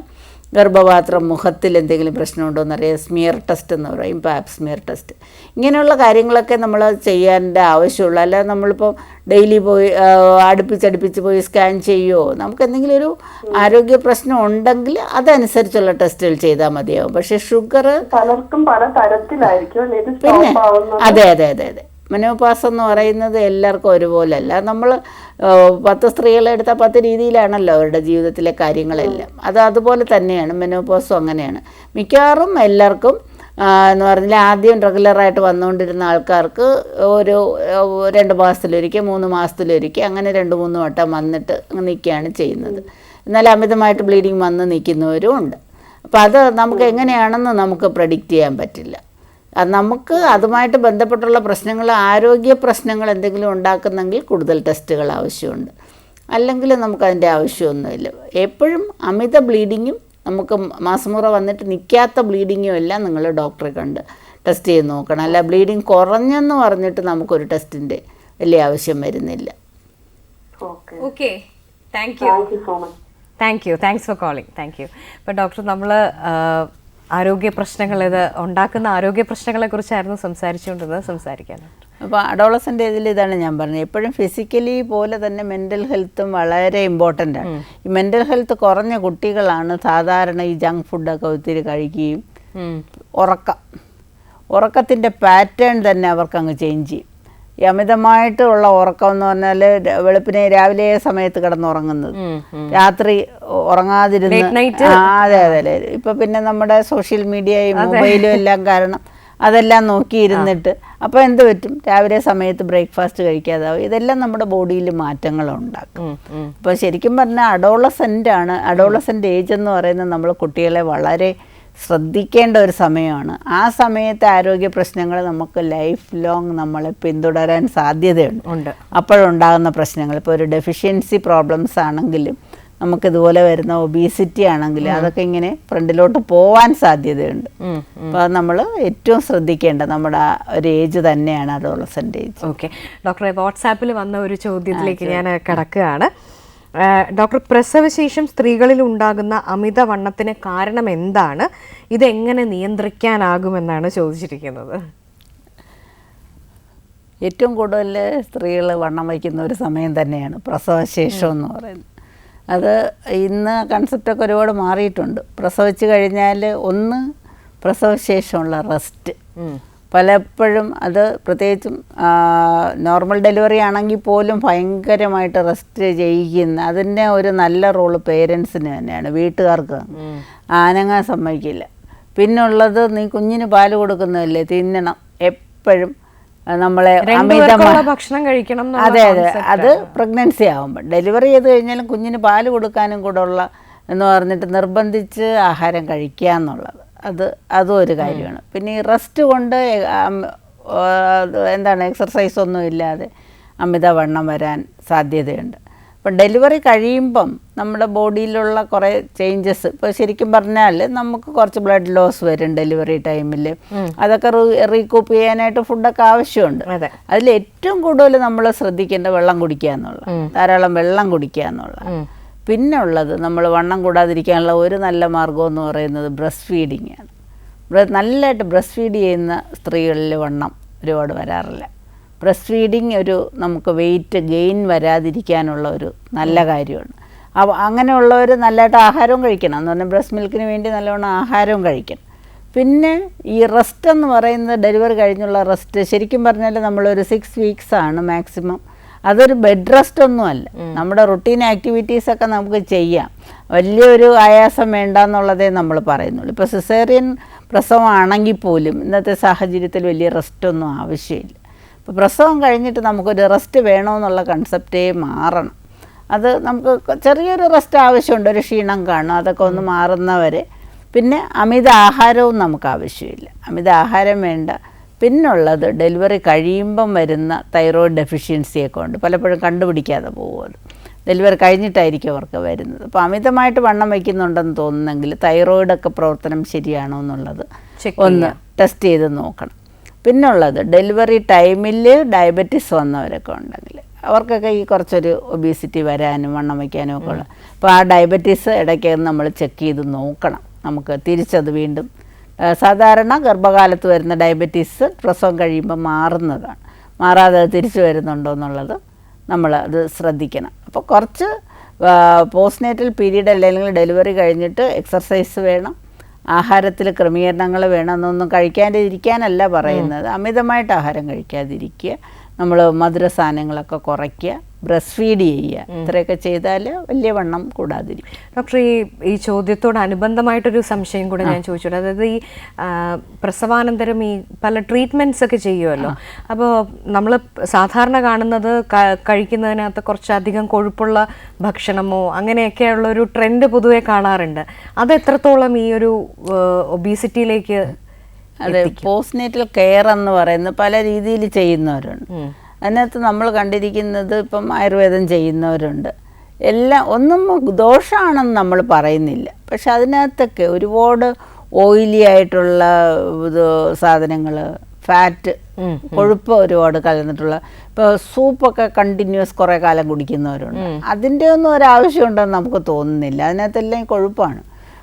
അങ്ങനെയുള്ള അമിതമായ സാധനങ്ങളൊന്നും ഇപ്പം നമ്മൾ സാധാരണ കഴിക്കുന്ന ആഹാരം തന്നെ കുറച്ചും കൂടെ ബെറ്ററായിട്ടൊക്കെ കഴിക്കാമെന്നുള്ളതാണ്, ബാലൻസ്ഡ് ഡയറ്റായിട്ട് കഴിക്കാമെന്നുള്ളതാണ്. ഫിഷൊക്കെ വളരെ നല്ലതാണ്, ഫിഷൊന്നും ഒരിക്കലും വണ്ണം വയ്ക്കില്ല. പക്ഷെ കൊഴുപ്പുള്ള ഇപ്പോൾ ബീഫ് പോലത്തെ സാധനങ്ങൾ, അതിൻ്റെയൊക്കെ സൂപ്പ്, അതൊക്കെ നമ്മളിങ്ങനെ ഒരുപാട് കഴിച്ചു കഴിഞ്ഞാൽ മിക്കവാറും അമിതമായിട്ട് വണ്ണം വയ്ക്കാനാണ് സാധ്യത. പിന്നെ കഴിച്ചാൽ അതുപോലെ തന്നെ ഈ പറഞ്ഞ പോലെ ഒബീസിറ്റിയുടെ റീസൺ എന്ന് പറയുന്നത് നമ്മൾ ഇൻടേക്ക് പോലെ നമ്മൾ അത് ആ എനർജി കളയാനും കൂടെ ശ്രദ്ധിക്കണം. അത് എക്സ്പെൻഡിച്ചർ വേണം ആ എനർജിയുടെ. അത് നമ്മുടെ ബോഡിയിൽ ഇങ്ങനെ തങ്ങി നിൽക്കുമ്പോഴാണ് ഒബീസിറ്റി വരുന്നത്. അപ്പം നമുക്ക് അത് കളയാൻ വേണ്ടിയിട്ടുള്ള ആക്ടിവിറ്റീസും വേണം എന്നുള്ളതാണ്. ഓക്കെ ഡോക്ടർ, വീണ്ടും ഞാൻ ഈ നമ്മുടെ വിഷയത്തിലേക്ക് വന്നു കഴിഞ്ഞാൽ ഈ വിവാഹശേഷം ഒബീസിറ്റി എങ്ങനെയാണ് ഒരു സ്ത്രീയുടെ ജീവിതത്തിൽ വില്ലനായിട്ട് മാറുന്നത് എന്നുള്ളത്? വിവാഹശേഷം കല്യാണം കഴിഞ്ഞ ഉടനെ ഒരുപാട് വണ്ണം വയ്ക്കുന്നവരുണ്ട്. ഒരുപാട് കുട്ടികൾ നമ്മുടെ അടുക്ക വരാറുണ്ട്. കല്യാണത്തിന് മുമ്പ് എനിക്ക് പീരീഡ്സൊക്കെ കറക്റ്റായിരുന്നു, കല്യാണം കഴിഞ്ഞപ്പോഴാണ്. അത് ശരിക്കും പറഞ്ഞാൽ നമ്മൾ ഈ ഒബീസിറ്റി മാനസിക ആരോഗ്യം തമ്മിൽ ഇപ്പോൾ കല്യാണം കഴിഞ്ഞുള്ള ഒരു സന്തോഷം, നമ്മുടെ ഒരു മനസ്സിലുണ്ടാകുന്ന ഒരു വ്യത്യാസം. പിന്നെ എനിക്ക് തോന്നുന്നു ഡോക്ടർ ആ ഒരു സമയത്ത് ഒരുപാട് അതെ, ഒരുപാട് നല്ല ബന്ധുക്കളും ഫ്രണ്ട്സും എല്ലാം വിളിച്ച് നമുക്ക് പാർട്ടികളൊക്കെ നടത്തി അതെല്ലാം ചെയ്തോ. അതിൻ്റെ കൂട്ടത്തിൽ നമ്മുടെ എക്സർസൈസ് മറന്നു പോരുത് എന്നുള്ളതാണ്. പിന്നെ ഈ പെട്ടെന്ന് ഒരുപാട് പേരെ കണ്ടിട്ടുണ്ട് നമ്മൾ ഈ മാസം മുറയൊക്കെ പിന്നെ വ്യതിയാനം വന്നിട്ട്. നേരത്തെ കറക്റ്റായിരുന്നു, ഇപ്പം ഇങ്ങനെ നമ്മൾ ചോദിക്കുമ്പോൾ കല്യാണത്തിന് മുമ്പ് 50 കിലോ, കല്യാണം കഴിഞ്ഞ് 6 മാസം ആയപ്പോഴേക്കും 60 കിലോ. അപ്പം അത്രയുള്ള ഒരു റാപ്പിഡ് വെയിറ്റ് ഗെയിൻ നമ്മുടെ ബോഡിയിൽ പ്രശ്നങ്ങൾ ഉണ്ടാക്കും, പല രീതിയിലുള്ള പ്രശ്നങ്ങളുണ്ടാകും. കല്യാണം കഴിയുമ്പോൾ വെയിറ്റ് കൂടുന്നതിന് കുഴപ്പമില്ല, പക്ഷെ അതുപോലെ കുറയ്ക്കുകയും വേണം എന്നുള്ളതാണ്. എന്താണെന്നറിയാമോ, പ്രഗ്നൻസി എന്ന് പറയുമ്പോൾ നമുക്കൊരു ഐഡിയൽ വെയിറ്റിൽ വേണം പ്രഗ്നൻ്റ് ആവാൻ. കല്യാണം കഴിക്കുന്നവർ എപ്പോൾ വേണമെങ്കിലും പ്രഗ്നൻസി വരെ. അപ്പോൾ നമ്മൾ കല്യാണം ആണ് എന്ന് പറയുമ്പോൾ ഒരാളിനോട് നമ്മൾ എപ്പോഴും പറയുന്ന കാര്യം ഇതാണ്, നിങ്ങൾ വെയിറ്റ് കുറവ് 40 കിലോയിൽ കുറവാണെങ്കിൽ നിങ്ങൾ കുറച്ച് നല്ലതായിട്ടൊക്കെ വല്ലതും തിന്ന് വെയിറ്റ് കൂട്ടണം. അമിതമായിട്ട് വെയിറ്റ് ഉണ്ടെങ്കിൽ വെയിറ്റ് കുറയ്ക്കണം. രണ്ടും പ്രഗ്നൻസി ആയി കഴിഞ്ഞിട്ട് നമുക്ക് ഇതിനകത്തൊന്നും വലിയ വ്യത്യാസമൊന്നും വരുത്താൻ കഴിയില്ല. ഇപ്പോൾ വെയിറ്റ് കൂട്ടാനാണെങ്കിലും പ്രഗ്നൻസിയിൽ നമുക്ക് ഫുഡൊക്കെ ഇഷ്ടംപോലെ കഴിക്കാൻ പറ്റണമെന്നില്ല, വോമിറ്റിംഗ് ഉണ്ടാവാം. അതുപോലെ തന്നെ വണ്ണം കുറയ്ക്കാനായിട്ടുള്ള കാര്യങ്ങളൊക്കെ പ്രഗ്നൻസിയിൽ പ്രയാസമാണ്. അപ്പോൾ അതിനു മുമ്പ് നമ്മുടെ വെയിറ്റ് ഐഡിയലാക്കി വെക്കണം എന്നുള്ളതാണ്. ഡോക്ടർ, ഒരു ചോദ്യം കൂടെ ഞാൻ ഇതുമായിട്ട് ബന്ധപ്പെട്ടൊന്ന് ചോദിച്ചോട്ടെ. ഡോക്ടർ, എൻ്റെ കല്യാണം കഴിഞ്ഞിട്ട് 8 വർഷമായി. കുഞ്ഞുങ്ങൾ ഉണ്ടാകാത്തതിനാൽ ഗൈനക്കോളജിസ്റ്റിനെ കാണിച്ചപ്പോൾ അമിതവണ്ണം കുറയ്ക്കണം എന്നാണ് പറഞ്ഞത്. എന്ത് ചെയ്തിട്ടും തടി കുറയുന്നില്ല, എക്സസൈസ് ചെയ്യുന്നുണ്ട്, എന്താണ് പ്രതിവിധി എന്നാണ് ചോദിച്ചിരിക്കുന്നത് ഡോക്ടർ. അത് ഞാൻ പറഞ്ഞില്ലേ, ഒബീസിറ്റിക്ക് ഒരുപാട് റീസൺസ് ഉണ്ട്. അതിൽ ഒന്ന് ജനറ്റിക്കാണ്. ഇപ്പം പാരമ്പര്യമായിട്ട് ഒരുപാട് വണ്ണം ഉള്ളവരാണെങ്കിൽ ചിലപ്പോൾ നമുക്ക് കുറയ്ക്കാൻ പറ്റിയെന്ന് വരില്ല. പിന്നെ ഇത് ഈ ഒബീസിറ്റി ഉണ്ടായതൊരു ലോങ് ടേമിൽ കുറേ നാളെടുത്ത് നമ്മളിങ്ങനെ വലിയൊരു വണ്ണം ആയെങ്കിൽ അത് കുറച്ചുകൊണ്ട് വരാൻ കുറച്ച് പ്രയാസം തന്നെയാണ്. അപ്പം നമ്മളും ഒക്കെ ഈ ഇൻഫെർട്ടിലിറ്റി ആയിട്ടൊക്കെ വരുന്നവരോട് നമ്മൾ പറയാറുണ്ട് വണ്ണം കുറയ്ക്കണം. നമ്മൾ പറയുന്നത് പറ്റുന്ന അത്രയും കുറയ്ക്കാന്നേ നമുക്ക് പറയാൻ പറ്റുള്ളൂ. എൻ്റെ ശരിക്കും പറഞ്ഞാൽ പലരും ഉണ്ടല്ലോ ജിമ്മിലൊക്കെ പോയിട്ട് അവർ വിചാരിക്കുന്ന പെട്ടെന്ന് കുറയുമെന്നുള്ളതാണ്. അപ്പം നമുക്ക് കുറയ്ക്കാൻ പറ്റിയില്ലെങ്കിൽ ഇപ്പോൾ ഇരിക്കുന്നതിന് കൂടാതെങ്കിലും നോക്കാൻ പറ്റും. മനസ്സിലായോ? നമ്മൾ ശരിക്കും പറയുന്നത് നമുക്കിപ്പോൾ ഉള്ള വെയിറ്റിൻ്റെ ഒരു 10% 6 മാസം മുതൽ 1 വർഷം വരെ എടുത്തേ നമുക്ക് കുറയ്ക്കാൻ പറ്റുള്ളൂ. അല്ല ഇന്നും നാളെയും ഒന്നും നമ്മൾ വിചാരിച്ചാൽ അത് കുറയണമെന്നില്ല. ഇപ്പോൾ ഈ വന്ധ്യതയുടെ ഒരു റീസൺ ഒബീസിറ്റി മാത്രമല്ല, അതുമായിട്ട് റിലേറ്റഡ് എന്തെങ്കിലും കാണും എൻ്റെ അടിയിൽ. ഇപ്പോൾ ചിലപ്പോൾ നമുക്ക് ആണ്ടോൽപാദനക്കുറവോ വേറെ എന്തെങ്കിലും നമ്മുടെ ഭർത്താവിൻ്റെ പ്രശ്നങ്ങളോ ആണുങ്ങളുടെ പ്രശ്നങ്ങളോ നമുക്ക് ഒബീസിറ്റി വരാം. അപ്പോൾ അങ്ങനെയുള്ള കാര്യങ്ങളെല്ലാം കാണാം. പിന്നെ നമ്മൾ വണ്ണം കുറയ്ക്കണമെന്ന് നിർബന്ധമായിട്ടും പറയുന്ന ഒരു കാര്യം, അമിതവണ്ണമുള്ള ഒരാൾ പ്രഗ്നൻ്റ് ആകുമ്പോൾ അവർക്ക് ഗർഭകാല പ്രശ്നങ്ങൾ സങ്കീർണതകൾ കൂടുതലാണ്. ഗർഭകാലത്തുണ്ടാകുന്ന ഡയബറ്റീസ്, BP അങ്ങനെയുള്ള ഒരുപാട് പ്രശ്നങ്ങളുണ്ട്. അപ്പോൾ പ്രഗ്നൻ്റ് ആയാലും പിന്നെ അത് അങ്ങോട്ട് മുന്നോട്ട് പോകുമ്പോൾ ഗർഭകാലത്തുണ്ടാകുന്ന പ്രശ്നങ്ങൾ മൂലം ഗർഭത്തിന് എന്തെങ്കിലുമൊക്കെ പ്രശ്നങ്ങൾ വരാൻ സാധ്യതയുണ്ട്. അപ്പോൾ അത് നമ്മൾ വണ്ണം മാക്സിമം ട്രൈ ചെയ്യുക. അതിൽ ഇതൊക്കെയാണ് ചെയ്യാൻ പറ്റുന്നത്. മെയിൻലി ഇത് തന്നെയാണ്, ഫുഡിലുള്ള അഡ്ജസ്റ്റ്മെൻറ്റ്സ്, നമ്മുടെ എക്സർസൈസ്, ഇത് തന്നെയാണ് നമ്മൾ മെയിനായിട്ട് പറയുന്നത്. ഫുഡിൻ്റെ വെറൈറ്റി മാറ്റുക, നമ്മളിപ്പോൾ കഴിക്കുന്ന രീതിയിലൊന്ന് മാറ്റി നമ്മൾ കാർബോഹൈഡ്രേറ്റൊക്കെ നല്ലോണം റെസ്ട്രിക്റ്റ് ചെയ്ത് മധുരമൊക്കെ കഴിക്കാതെ അങ്ങനെയൊക്കെ നോക്കിയാൽ സാധാരണഗതിയിൽ കുറയണം വെയിറ്റ്. ഡോക്ടർ, ഈ സമീപകാലത്തായിട്ട് നമ്മൾ കേട്ടിട്ടുള്ള 1-2 പ്രശ്നം, അമിതമായിട്ട് ഡയറ്റ് ചെയ്തിട്ട് ഉണ്ടാകുന്ന ചില ആരോഗ്യ പ്രശ്നങ്ങൾ. ഇപ്പോൾ ഒബീസിറ്റി ഉള്ളവരെ സംബന്ധിച്ചിടത്തോളം നമ്മൾ പലപ്പോഴും ശ്രദ്ധിക്കുമ്പോൾ സാധാരണ ഒരു മനുഷ്യൻ കഴിക്കുന്ന അത്ര ഫുഡ് പോലും പലരും കഴിക്കാറില്ല. ചിലപ്പോൾ 1 ചപ്പാത്തിയോ 2 ചപ്പാത്തിയോ ഒക്കെ മാത്രം കഴിക്കുന്നവർ കാണാൻ ഭയങ്കര തടിയുള്ള അവർ പറയും ഞാൻ കഴിച്ചിട്ടല്ല, അല്ലാതെ എനിക്ക് തടി വരുന്നതാണ് എന്ത്. അപ്പോൾ അങ്ങനെയുള്ളവരെ സംബന്ധിച്ചിടത്തോളം വലിയൊരു സൈക്കോളജിക്കൽ ഇഷ്യൂയിലേക്കും കൂടെ അവർ എത്തുകയാണ്. അപ്പം ഈ കല്യാണമൊക്കെ കഴിഞ്ഞിട്ട് കുഞ്ഞുങ്ങളില്ലാതിരിക്കുകയാണെങ്കിൽ അതിൻ്റെ ഒരു ബുദ്ധിമുട്ട്, അമിതമായിട്ട് ഡയറ്റ് ചെയ്യുകയാണെങ്കിൽ അതും ആരോഗ്യ പ്രശ്നങ്ങളിലേക്ക് എത്തുന്നു. അപ്പോൾ ഇതെങ്ങനെയാണ് ഡോക്ടർ ഒരു ബാലൻസിൽ കൊണ്ടുപോകാനേ പറ്റുള്ളൂ. നമ്മൾ ഡയറ്റിലെന്ന് പറഞ്ഞാൽ ബാലൻസ്ഡ് ഡയറ്റ്, നമുക്ക് ന്യൂട്രീഷ്യസ് ഡെഫിഷ്യൻസി, ന്യൂട്രിയൻസ് ഒന്നും ഡെഫിഷ്യൻ്റ് ആവാത്ത രീതിയിൽ നമ്മൾ പോകണം. എന്നാൽ നമ്മൾ സെലക്ട് ചെയ്യുന്ന ഫുഡ്, ഇപ്പോൾ ഞാൻ പറയാം, നമുക്ക് അയൺ ഡെഫിഷ്യൻസി വരാതിരിക്കാനായിട്ട് ഉദാഹരണം പറഞ്ഞാൽ റാഗി, നമ്മുടെ അതിനകത്ത് വലിയ കാലറി ഒന്നുമില്ല, അതാരെയും വണ്ണം വയ്പ്പിക്കില്ല. അതുപോലെ നെല്ലിക്ക പോലത്തെ സാധനം, അതിനകത്തൊക്കെ എല്ലാം അയണുണ്ട്. അങ്ങനെ അയണുള്ള സാധനങ്ങൾ, പിന്നെ പൾസസ് കഴിച്ച് കഴിഞ്ഞാൽ നമുക്ക് ആവശ്യമുള്ള പ്രോട്ടീൻ കിട്ടും, അതൊന്നും വലിയ വണ്ണം വയ്ക്കത്തില്ല.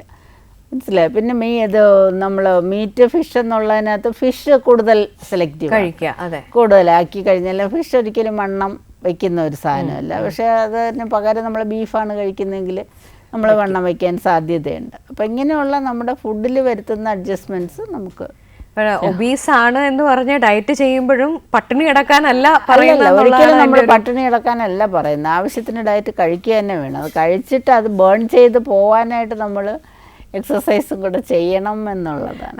ഡോക്ടർ, നമ്മൾ ഈ അമിതവണ്ണം വിവാഹ ശേഷം ഉണ്ടാക്കുന്ന പ്രശ്നങ്ങളെക്കുറിച്ചൊക്കെ സംസാരിച്ചിരുന്നല്ലോ. ഈ പ്രഗ്നൻസിയുടെ ഇപ്പോൾ പലരും നമുക്ക് വിളിച്ച കോളേഴ്സ് ആണെങ്കിലും അല്ലെങ്കിൽ മെസ്സേജിലൊക്കെ PCOD കുറിച്ച് ചോദിക്കുന്നുണ്ട്. അപ്പോൾ ഇതിനകത്ത് നമുക്ക് വന്ന ഒരു മെസ്സേജ്, PCOD കൊണ്ടാണോ തടി വെക്കുന്നത് അതോ തടി വെക്കുന്നത് കൊണ്ടാണോ PCOD ഉണ്ടാകുന്നത്? അതൊരു വിഷയ സർക്കിളാണ്. നമ്മൾ ഈ അമിതമായിട്ട് വണ്ണം വയ്ക്കുമ്പം ശരിക്കും പറഞ്ഞാൽ ഒരു ഹോർമോണൽ ഇംബാലൻസ് വന്നു കഴിഞ്ഞിട്ട് നമുക്ക് PCOD ഉണ്ടായിക്കഴിഞ്ഞാൽ പിന്നെ അതുകൊണ്ട് തിരിച്ചും വരും. അപ്പോൾ അവിടെ പ്ലേ ചെയ്യുന്നത് ഒരു ഹോർമോൺ ലെവൽ, പരസ്പര പൂരകങ്ങളാണ്. ഒന്നുകൊണ്ട് അത് വന്നു അങ്ങോട്ടും ഇങ്ങോട്ടും രണ്ടും ഒരു വിഷയ സർക്കിളാണ്. അപ്പോൾ ശരിക്കും പറഞ്ഞാൽ അതിന് നമ്മുടെ ബോഡിയിലെ ഒരു ഇക്വിലിബ്രിയം അല്ലെങ്കിൽ അതിനെ മാറ്റുന്നു, ഒരു ബാലൻസ്ഡ് ആയിട്ടിരുന്നൊരു സ്ഥിതിക്ക് മാറ്റം വരുന്നു. ഇപ്പം മാസമുറ തന്നെ നമ്മൾ ശരിക്കും പലപ്പോഴും നമ്മൾ വിചാരിക്കും മാസമുറ എന്നുള്ള വാക്കേ മാറ്റാൻ സമയമായെന്ന് പറഞ്ഞാൽ ഇപ്പോൾ കൃത്യമായിട്ട് മാസമുറ വരുന്ന സ്ത്രീകൾ വളരെ കുറവാണ്. വളരെ ഇറഗുലറായിട്ട് 2 മാസം കൂടുമ്പോൾ 3 മാസം മരുന്ന് കഴിച്ചാൽ മാത്രം. അത് അഡോളസൻസ് ഒരുപാടുണ്ട്, മരുന്ന് കഴിച്ചാൽ മാത്രമേ അവർക്ക് പീരീഡ്സ് വരുള്ളൂ. അത്രയും വരുമ്പോൾ നമ്മൾ അവരോട് എക്സർസൈസ് എന്നൊക്കെ പറഞ്ഞാലും എല്ലാവരും കുറച്ച് ദിവസമൊക്കെ ചെയ്യും, പിന്നെ പതുക്കെ ഇതൊക്കെ റെഗുലറായിട്ട് അത് നമ്മുടെ ഒരു ലൈഫ് സ്റ്റൈലിൽ അതങ്ങ് ഉൾപ്പെടുത്തി പോയാൽ മാത്രമേ നമുക്ക് പറ്റുള്ളൂ. ഡോക്ടർ, ഈ കല്യാണം കഴിഞ്ഞ് സ്ത്രീകളുടെ കോംപ്ലിക്കേഷൻസ് നമ്മൾ പറഞ്ഞു, പ്രഗ്നൻസിയിലെ ബുദ്ധിമുട്ടുകളെ കുറിച്ചുമൊക്കെ ഡോക്ടർ സംസാരിച്ചു. ഈ 40കൾ എന്ന് പറയുന്നത് സ്ത്രീകളെ സംബന്ധിച്ചിടത്തോളം മാനസികമായും ശാരീരികമായും ഒക്കെ ഒരു വല്ലാത്തൊരു സ്റ്റേറ്റിൽ നിൽക്കുന്ന ഒരു കാലഘട്ടമാണ് 40കൾ. അപ്പോൾ ഈ 40കളിൽ ഒബേസിറ്റി എങ്ങനെയാണ് സ്ത്രീകളുടെ ആരോഗ്യത്തെ മാനസികവും ശാരീരികവുമായിട്ട് ഇമ്പാക്റ്റ് ചെയ്യുന്നതെന്നൊന്ന് പറയാമോ? ഈ പെരിമെനോപോസ്, നമ്മൾ മെനോപോസിലോട്ട് അടുക്കുമ്പോൾ ഞാൻ നേരത്തെ പറഞ്ഞതുപോലെ ശാരീരിക പ്രശ്നങ്ങളോടൊപ്പം തന്നെ മാനസിക പ്രശ്നങ്ങളും ഉണ്ട്. പലർക്കും നമ്മുടെ സൗന്ദര്യം കുറഞ്ഞു വരുന്നു, മുടി കൊഴിയുന്നു, പിന്നെ നമ്മുടെ നിറം കുറയുന്നു, പിന്നെ സെക്ഷൽ ലൈഫിലുള്ള പ്രശ്നങ്ങൾ, സെക്സിനോടുള്ള താല്പര്യക്കുറവുണ്ടാകും. അപ്പോൾ ഇതെല്ലാം വന്നു കഴിയുമ്പോൾ അയ്യോ ഞാൻ വയസ്സായി പോകുന്നു എന്നുള്ള ഒരിത് വരും. ആ സമയത്ത് ഇതുപോലെ വണ്ണവും കുറച്ച് കൂടാൻ സാധ്യതയുണ്ട്, അമിത വണ്ണവും വരാൻ. പിന്നെ നമ്മളുടെ ഒരു ആക്ടിവിറ്റിയിൽ ഒരു വ്യത്യാസം വരും. നമ്മൾ പണ്ടുണ്ടായിരുന്ന ആ ഒരു എനർജി കാണുമല്ലോ ഒരു കാര്യം ചെയ്യാനും. അതൊക്കെ നോർമലി നമ്മുടെ നാച്ചുറൽ ഒരു ഫിനോമിനനാണ്. ഇതെല്ലാം നാച്ചുറൽ ഫിനോമിനനാണെങ്കിൽ അതിനെ തരണം ചെയ്യേണ്ടത് നമുക്ക് വളരെ ആവശ്യമാണ്. ഇപ്പോൾ നമ്മൾ അവിടെയെല്ലാം നമ്മൾ ചെയ്യാനുള്ളത് നമ്മുടെ ഫുഡിലൊക്കെ വ്യതിയാനങ്ങൾ വരുത്തുക എന്നുള്ളതാണ്. വണ്ണം കാർബോഹൈഡ്രേറ്റ്സിൻ്റെ അളവൊക്കെ വളരെ കുറയ്ക്കുക, നമ്മൾ എക്സർസൈസ് പറ്റുന്ന അത്രയും ചെയ്യുക. പലർക്കും എക്സർസൈസ് ഇപ്പോൾ നടക്കാനെന്ന് പറഞ്ഞാലും നമുക്കപ്പോഴും ഇപ്പോൾ കുട്ടികളുടെ കാര്യമൊക്കെ നോക്കി സമയം കാണത്തില്ല. അപ്പം അതിനൊക്കെ പ്രത്യേക സമയം കണ്ടെത്തുക, ഇതൊക്കെ നമുക്ക് ചെയ്യാൻ പറ്റുള്ളൂ ആ ഏജിൽ. പിന്നെ എന്തെങ്കിലുമൊക്കെ അസുഖങ്ങൾ, ഈ പറഞ്ഞ പോലെ മുട്ടുവേദന, കാലുവേദന, ഇതിനൊക്കെ നമുക്ക് കാൽസ്യമൊക്കെ സപ്ലിമെൻറ്റ് ചെയ്യാൻ പറ്റും. നമുക്ക് ചെയ്യാൻ പറ്റുന്ന അതൊക്കെയാണ്. ഈ ബോണിൻ്റെ സ്ട്രെങ്ത് കുറയുന്ന ഒരു സമയമാണ്. ഇപ്പോൾ ഒരുപോലെ തന്നെ നമ്മളെ യങ് ഏജും ഓൾഡ് ഏജും കൊണ്ടുപോകാൻ പറ്റില്ല നമുക്ക്. അപ്പോൾ പിന്നുള്ളത് ഈ മെനോപോസ് ആകുമ്പോൾ നമ്മുടെ ഈസ്ട്രജൻ ബോഡിയിലെ ഫീമെയിൽ ഹോർമോണിൻ്റെ അളവ് കുറയും, ഓവറിയുടെ ഫങ്ഷൻ കുറയും. ഇതൊക്കെ നാച്ചുറലി ഇതൊക്കെ വന്നേ പറ്റുള്ളൂ. അപ്പോൾ ആ സമയം നമ്മളതെങ്ങനെ തരണം ചെയ്യുമെന്നുള്ളതാണ്. അപ്പം നമ്മൾ കുറച്ച് വ്യത്യാസങ്ങൾ നമ്മുടെ ജീവിതശൈലിയിൽ വരുത്തി മാറ്റുക എന്നുള്ളതാണ് നമുക്ക് ചെയ്യാൻ പറ്റുന്ന കാര്യം. ഡോക്ടർ, ഈ സാധാരണ ഈ ഒബീസിറ്റി കൊണ്ട് നമുക്ക് ഒരു 40 കഴിയുമ്പോഴേക്കും എന്തൊക്കെ ആരോഗ്യ പ്രശ്നങ്ങളാണ് സങ്കീർണമായിട്ട് സാധാരണഗതിയിൽ കണ്ടുവരുന്നത്? ഓവർ വെയ്റ്റ് കൊണ്ട് നമ്മൾ പ്രത്യേകം കണ്ടുവരുന്നത് നമ്മുടെ വെയ്റ്റ് ബെയറിംഗ് ജോയിൻറ്റ്സ്, ഇപ്പോൾ ആങ്കിൾ ജോയിൻറ്റ്, നീ ജോയിൻറ്റ്, ഇതിനെല്ലാം ഉള്ള വേദനകൾ.